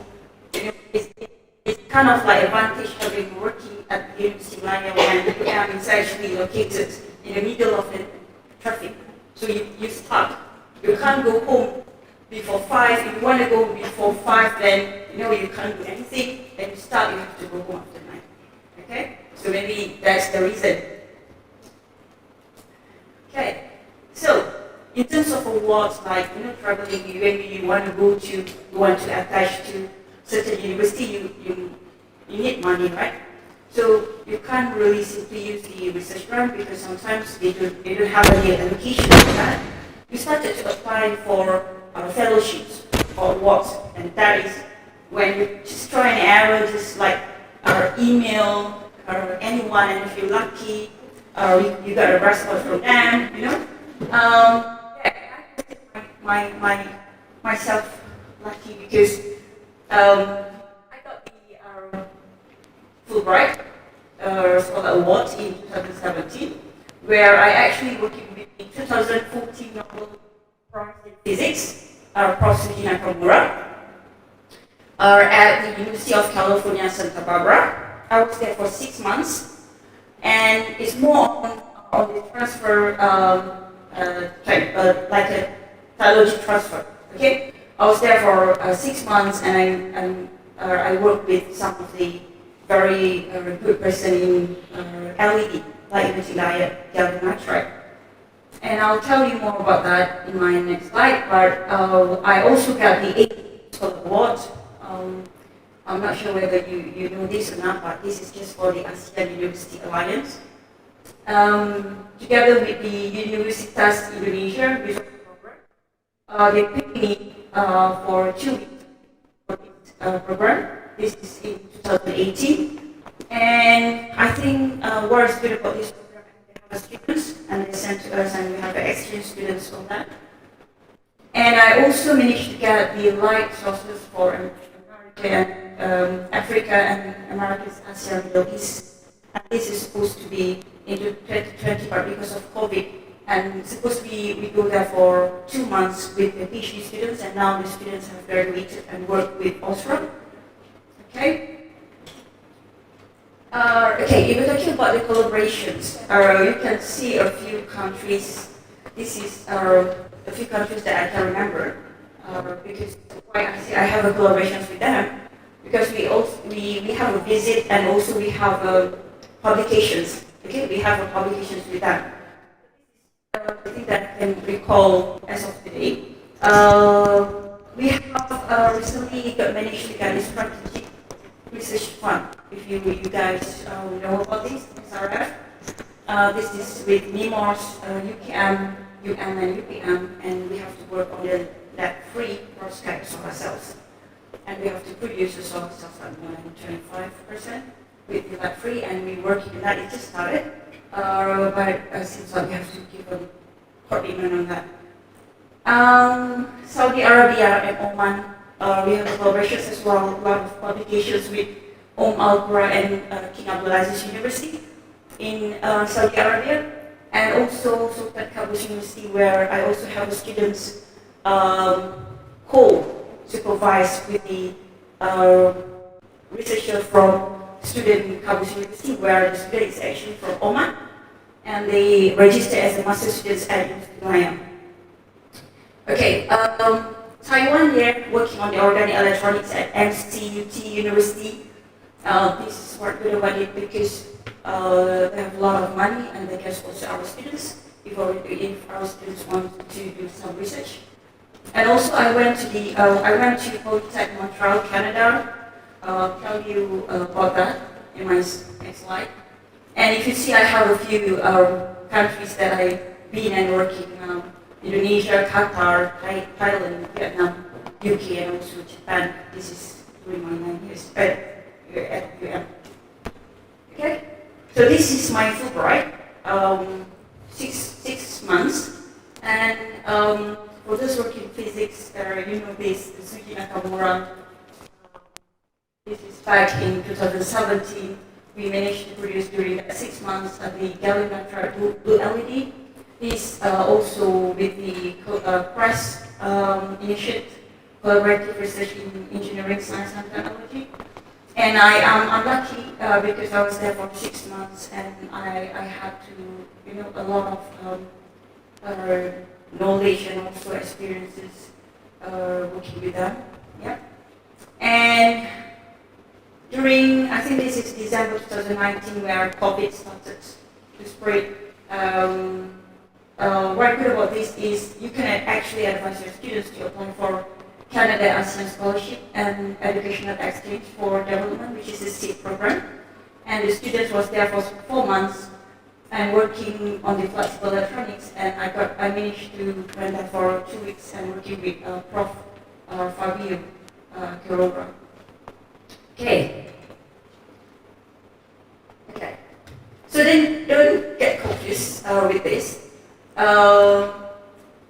That is not actually 100%. Okay, this is I'm showing you the KPI that we have at University of Maya. This new KPI is actually just recently during the COVID, and this is what we have to achieve in order for us to get a point for 2021 KPI. Right? So if you look this is in terms of research that we have to fulfill in order for you to get 128 points for me as associate professor, and that is 45% of your research. And also this is the visas that you have to do, and that represents 50%, and also your teaching and supervisions, which is 40%. So I want to talk about the KPI or KRI, which is yes, there is a KPI for you, key performance indicator, where you actually have to do all that and then you get marks. However, what is the difference with the KRI, which is a key results indicator, whether you give impact by doing research that we have now, is that will give impact to the society or the our community. Okay, because for me, even though I got bad marks, I can tell that impact to the society for these 9 years is because I know that I have another 18 years to go, right? I have another 18 years to go, and I think I have to do something because that within 9 years, even though I have all the collaborations, international collaborations, all that, I think in terms of care, I actually do not make anything. Where maybe we can discuss that using the 10-10 SDIE framework. So ask your questions whether by doing research at the, as I mentioned just now, as a academic staff, we have a very huge responsibility. We are not only go and teach students, but we also have to kind of like improve the quality of the life of our youngsters. And I think for those who are doing fundamental, started to think about doing the applications and also apply the any experiments that you have, and you transform that into the 10-10 SDIE framework. Some of you might not agree with me, but I think that is the best that we can do as academic staff at the public university in terms of research and also giving impact to the society. And you know that from this SDIE framework, I think maybe some of you involved with this framework, you know that we have the science and technology drivers and also the socioeconomic drivers, where some of us is actually located, our field is located under the SNT, and some of our colleagues' field is located in the socioeconomic. So that is when the collaborations is very important, whether local, national collaborations, and also the international collaborations, because you want to fill the gap, right? Okay, so I take this from this Academic Health Sciences Malaysia. You must be familiar with this graph. So we got no choice, I think. I also have to push myself to pick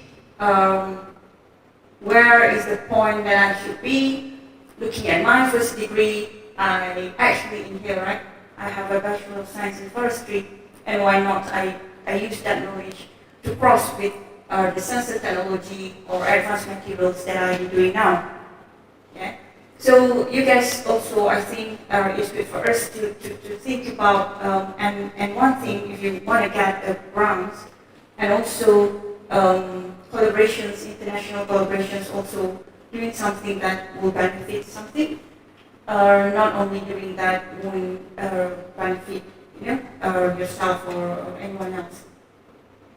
Okay, then you kind of like ask your questions. Okay, the science and technology is very easy. You can just pick any.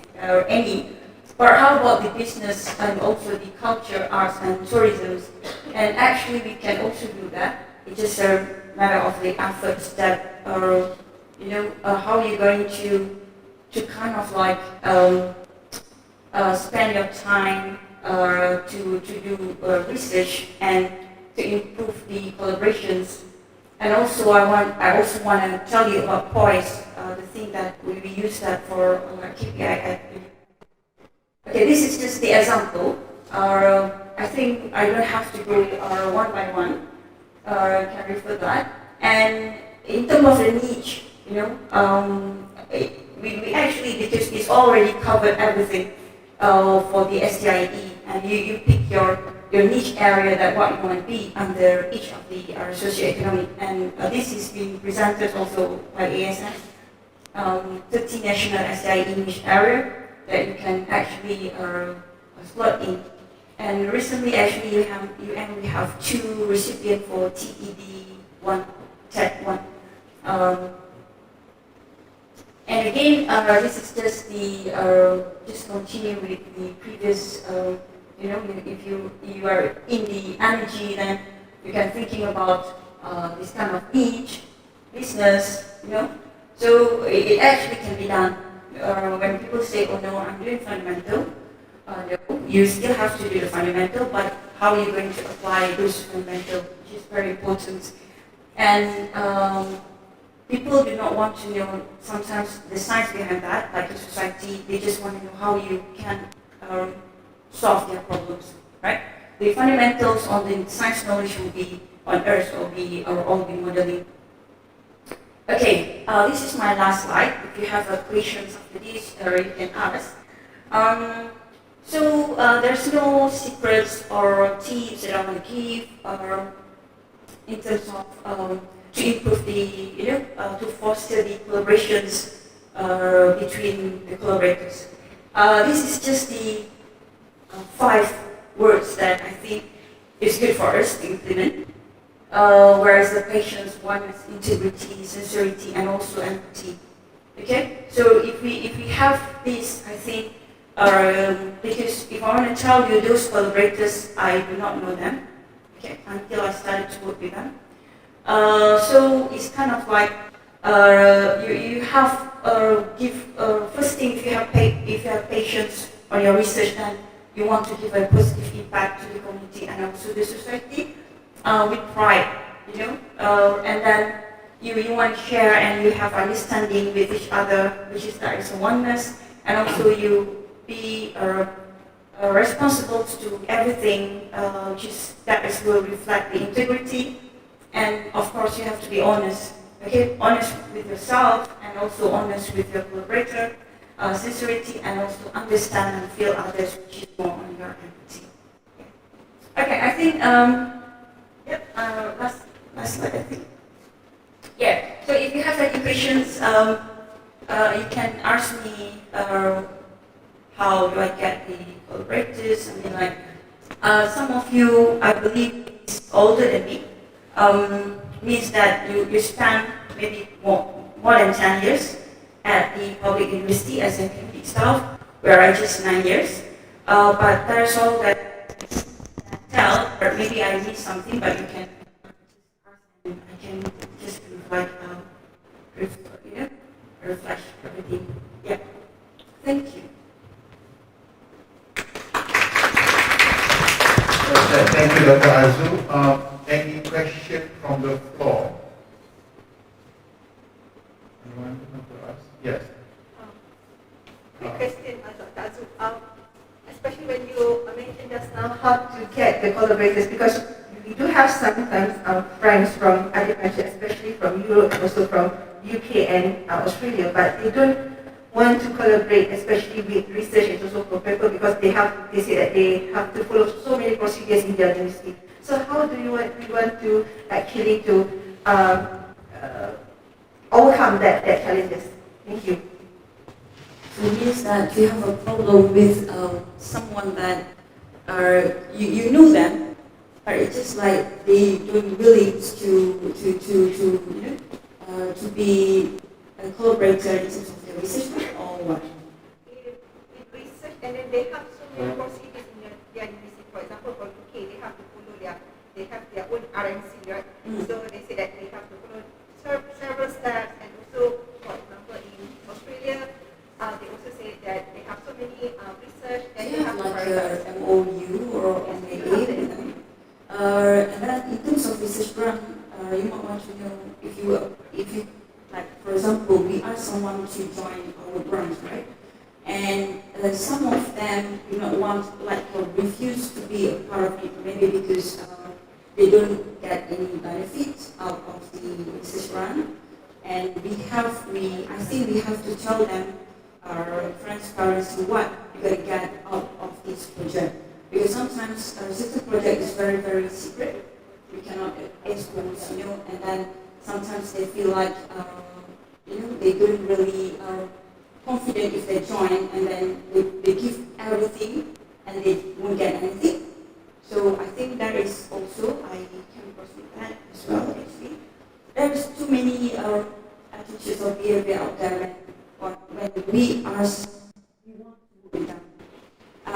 But they kind of like refuse, or they don't really, that is okay because you get reasons why. Some of the people, they don't really get any reasons. They just, they do not want to work the seats, even though we know like for 10 years already, but it's just like they have too many secrets that they do not want to tell us. So again, I think we have to be smart, because we still need a collaborator. okay, we're not going to work with ourselves or in just among our clique at the university. Because I found out when I go out and I got more knowledge or anything, not only in my field, but other things that I can learn. So in that case, I think you have to sit down and be transparent and point out what you're going to get from this. I think that's it, yeah. Otherwise, they just got like so many things. We cannot avoid any management thing, is you know, any complicated thing like process and you cannot be a part of us because you're not from this, you're not from that university, you're not from the top 100 university or kind of thing. So, yeah. I think I have a question. So how do you bump into a collaborator or how do you get entangled in international collaboration? How it started? Last year we had a conference, right? Last time we had a conference, but nowadays we're not going anywhere like just in here. I have the students, right? I have students, postgraduate students, and sometimes I will send them to competitions, for example. And bear in mind, sometimes you will get a good student, sometimes not, that kind of thing, and you cannot give trust like 100%. But I'm very picky in, students actually, because I have to trust my students is when they graduated from and they did the FYP for their projects and then they will go for postgraduates and I know them well. I'll use the students to kind of like, they represent us and they have to go somewhere else. And from there, if you see the Police at Montreal, it started with my students who I asked her to apply for a seat, Canadian ASEAN program. So she got the scholarship for 4 months and then started to collaborate with the supervisor after that. So it's all, that kind of thing that students, if you don't have students, some people say, I do not need any students, then I can work. I think, yes, but no. Any more want to ask questions? Yes. I think not bad. Doctor, I just need to get some ideas. The policies, especially for collaboration and networking, where you have here. Do you only work with the top list on the QS? No. And an example is like Taiwan NCUT, that is a private university. Not all of them like good university or public, so we can kind of like work with anyone. But that point is very important. So maybe now you don't really care about it, but I noticed that part is very important. The POISE. We get trust from your collaborator. That's another question. So I have just one question where everybody have asked about how can we bump into collaborators, but now I'm asking if we have a collaborators, how to start and how to manage the communication, because then sometimes we can get sleeping partners. So how can you actually manage that? Because I think this is very important point to also discuss. Thank you. Okay. My 9 years experience, of course, I got a few rejections as well. Okay, I also got rejections. It just I noticed because maybe the project, okay, is all about the research that we wanted to do. Whether I got one reply actually when I say, okay, I don't want because this project I actually working with someone else. Okay, means that there is a collaborator that only wanted to work in the particular project with only particular group, not everyone else. Okay, so there is a kind of collaborator as well. Once you get a collaborator, okay, you started to have you of course you need a trust, right? So you have to show that you actually can work. And back to the voices now. You see, that is the answer. Back to that, and you will be okay, trust me. So once you get a reply, say yes, and you show your commitment. Okay, for example, can I have a meeting next week? And then you say no, say it will come in. For example, right? So you do not want to reply that kind of thing. So you will say yes or not, and then we're going to have a meeting. Even though you have your theoretical in, so you just have to do it, and because I think you have to start with that. If you give a lot of excuses, and they just, oh, this is not the right guy that I want to work with. That's it. And as simple as that, you think? So it's just like commitment, you know, as I say, we work from morning, and because of the traffic jam, you have to stay until 9 o'clock, and weekend we go to the office sometimes, and we have a meeting with the graduate students, all gone. Like today, I should be sleeping at home, right? Okay. Any more questions on the floor? I have another question. Oh, the Prabhakar. If Prabhakar can remember me 10 years ago in a conference in Sydney, I don't know. Oh yeah. UNSW. Newcastle. So yeah, we were in a conference, Sydney, Australia.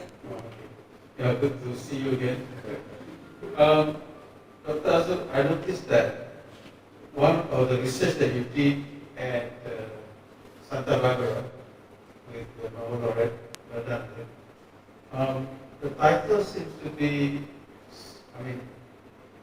akin to what was what came out in the speech of YB Kuzapro in budget 2022, because he specifically mentioned that use of the nitrate for LED, and is that a quote from your work? And do you think you get budget for that? Because it seems to be focused to that particular work. Yeah, if you know price, they actually are in 2000, I think 5 years ago, when we got a huge grant for this, because they want to initiate 2 gallium nitride labs in Malaysia. There's now one in UM and another one in USM. And we kind of like mirror the lab that Sakina Canberra has at UCSB. So they send a researcher, but at the same time I got a Fulbright, but they actually have a collaborations with UCSB because more on the knowledge transfer. So we send students, we send a researcher there, and we actually have a lab for that. So I think that was like around 5 years ago in terms of E&E industry. They really want to push gallium nitride LED, and now most of the students actually working for Osram, which is working in the LED, and our students also got a scholarship from Osram, and once they got a PhD, they actually work with Osram, and also we have students working with Union. I think that is pretty much the agenda for that. Yeah, they going towards the gallium nitride. It's actually a project gallium nitride on gallium nitride, but we have a lab which is the gallium nitride. I know the LED, when people, once I got a questions, what else do you want to do with LED? You know, LED is already there. What else do you want to do? So we kind of like more on the process, okay, to produce the gallium nitride LED. So yeah, I think it is a part of it, yeah. Thank you, Prabhakar. Another question? Yes.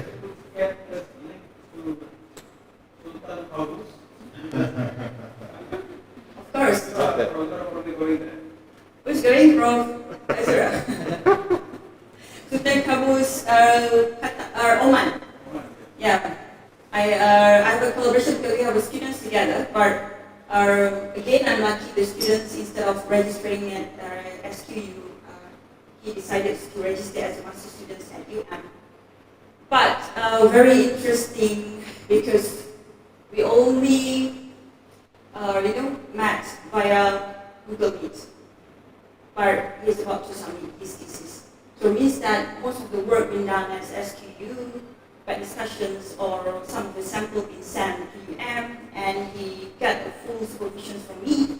During weekend, we we have all these meetings, so I think they are all good. But I think they have a high-tech equipment as well.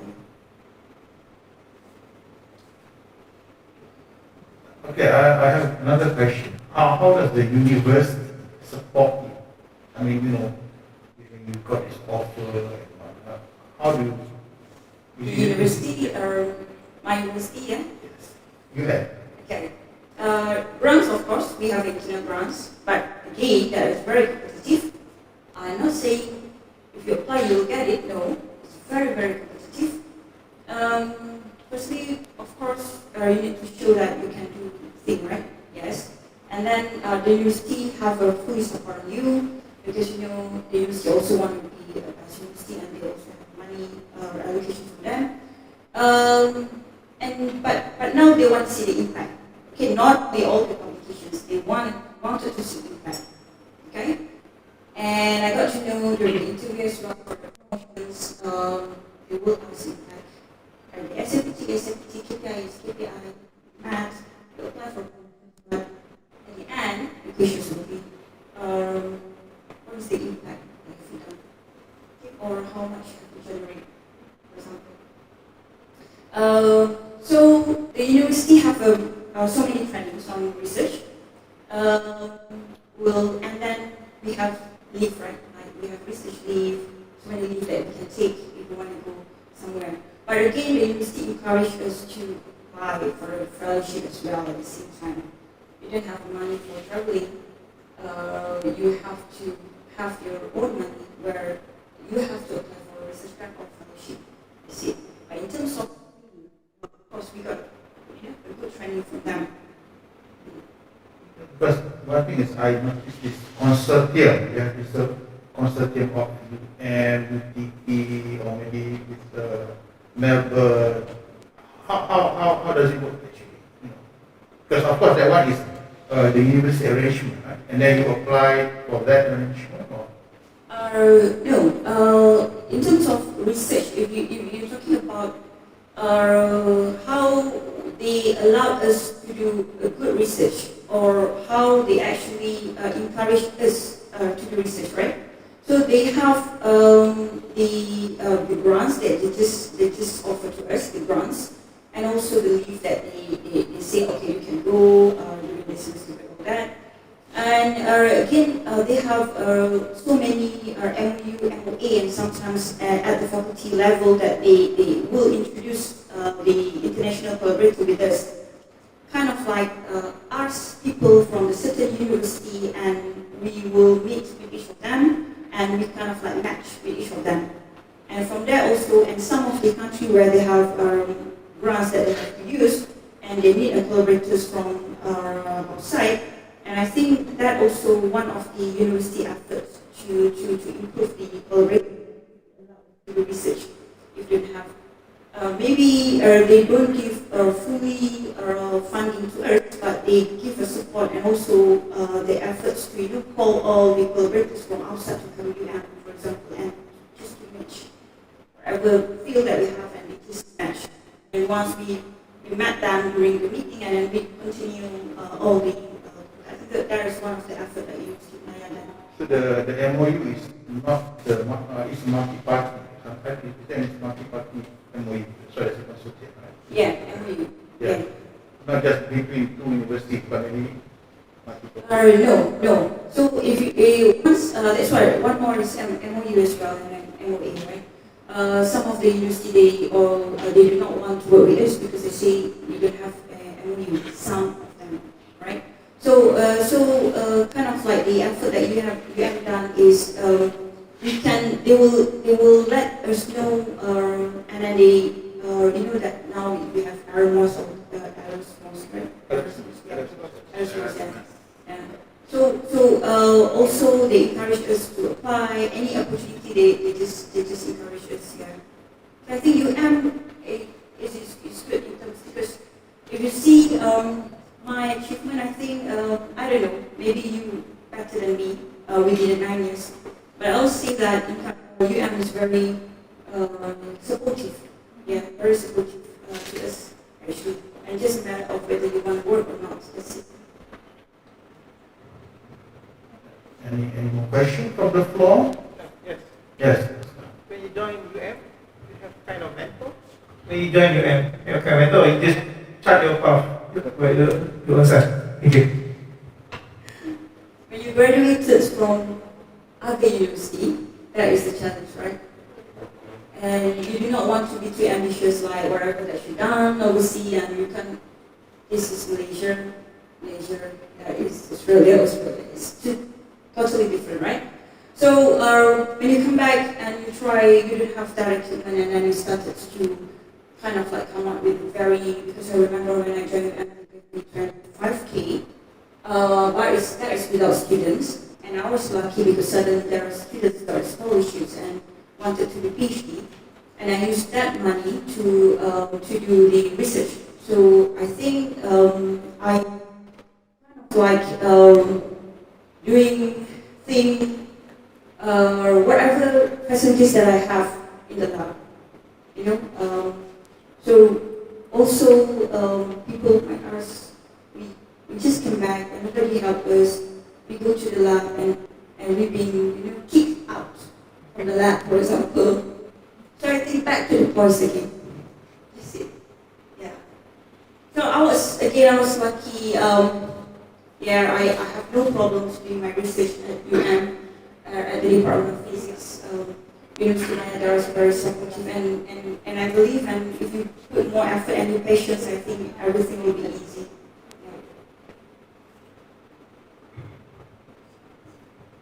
Any more questions on the floor? I think it's all like 45 years, less than 45 years old, or 80? Less than 45 years old. Oh, okay. So we are about the same age. Yeah. Yeah, I think I just want to add on. I think in terms of the research opportunity, if you can apply to those government-backed scholarship program like the Fulbright, and you have the Chevening, Erasmus. I think that's great. From our experience, I think in the Fulbright, because Fulbright is American agenda. You see, it's a government of America, so they have their agenda. So once you are inside the network, so they will always offer you some advertisement. Okay, this year we're going to have some fund available that you can apply, right?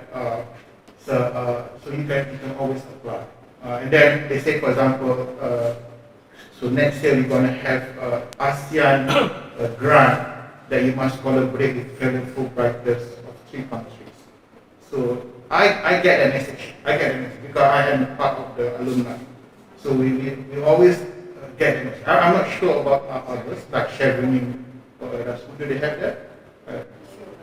You're not sure. Yeah. So please do apply. There are, now of course there are 2 types of Fulbright, right? One is you go to US, and another one is you invite the professor to your place. It's a visiting professor. So that one is easier. The competition of inviting people to your place is easier than going to US because it's perceived to be less clear in inviting people. But by inviting those professors to the US, they are already at least in the mailing list of the Malaysian MESI. You're already in the Malaysian MESI education exchange. So when they have some things meaning that scholarship, fund, and whatnot, they will blast it and you will receive it. So that is any last question? I think Taiwan, from my experience, Taiwan kind of like moving forward country, and if you want to take opportunity from your country as well, Saudi Arabia, Qatar, they have sometimes when you're lucky, you happen to meet with someone that believes to. Sometimes you kind of like curious why people really are serious in giving some of their money.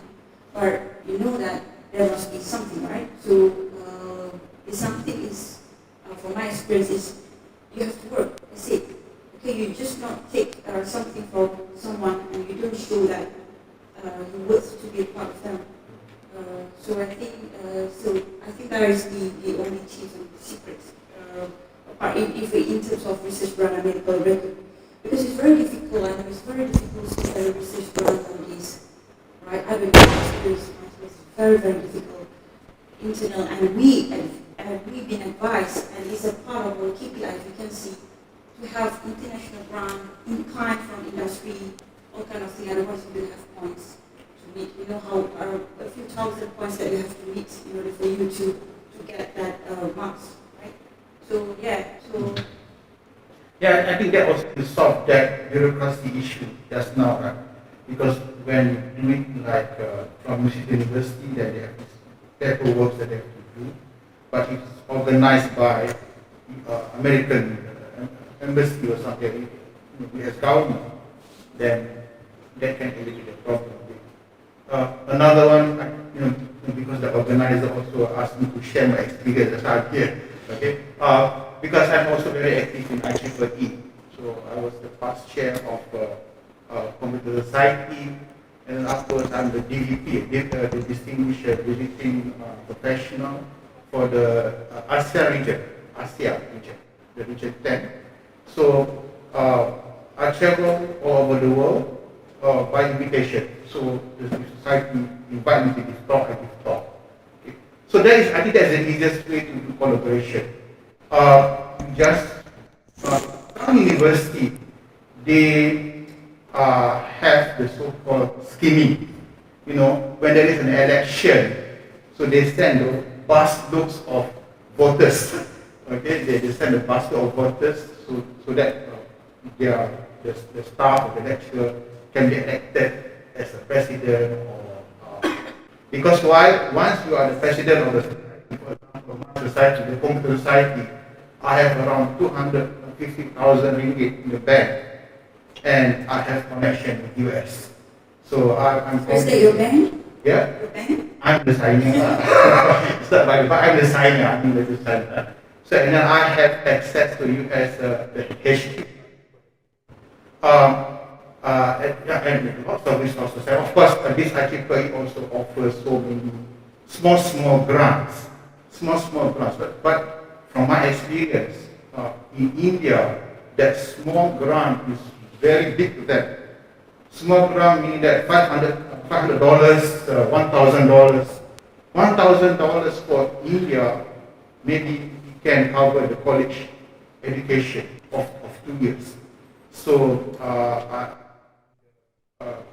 as a panel of the grant evaluation, and then so lots of Indian applicants, I think 100 applicants are all from India.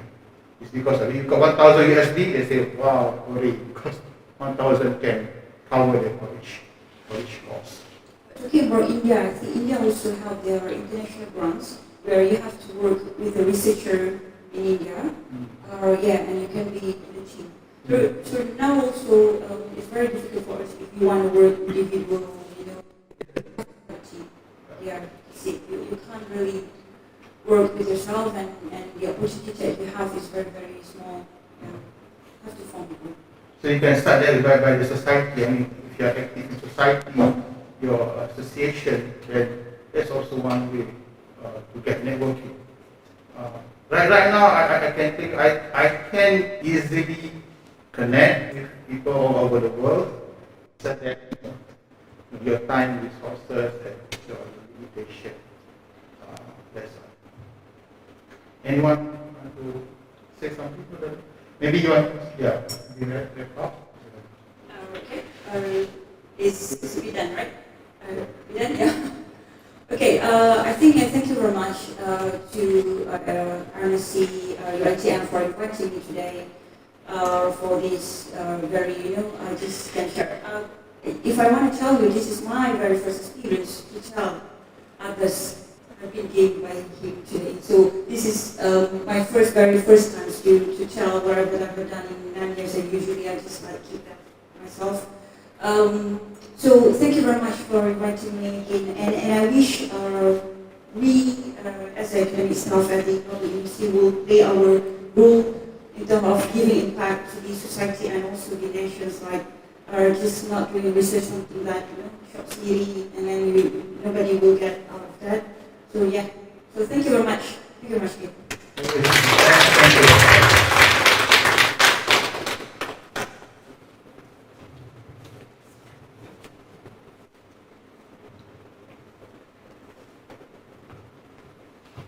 Thank you, Dr. Zul, for an insightful speech.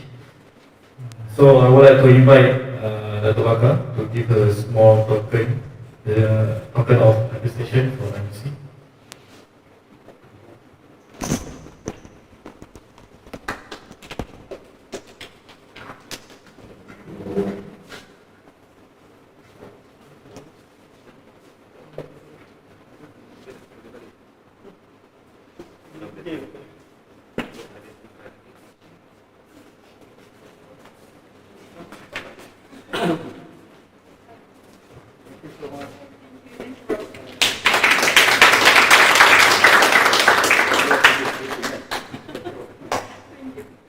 Thank you, Dr. Bakar and Dr. Azul. That concludes our speaker session this afternoon. It has been such a pleasure to listen to the talks today. I'm sure we all have benefited greatly. Now, before we going to have lunch break, I would like to show grouping members for this afternoon.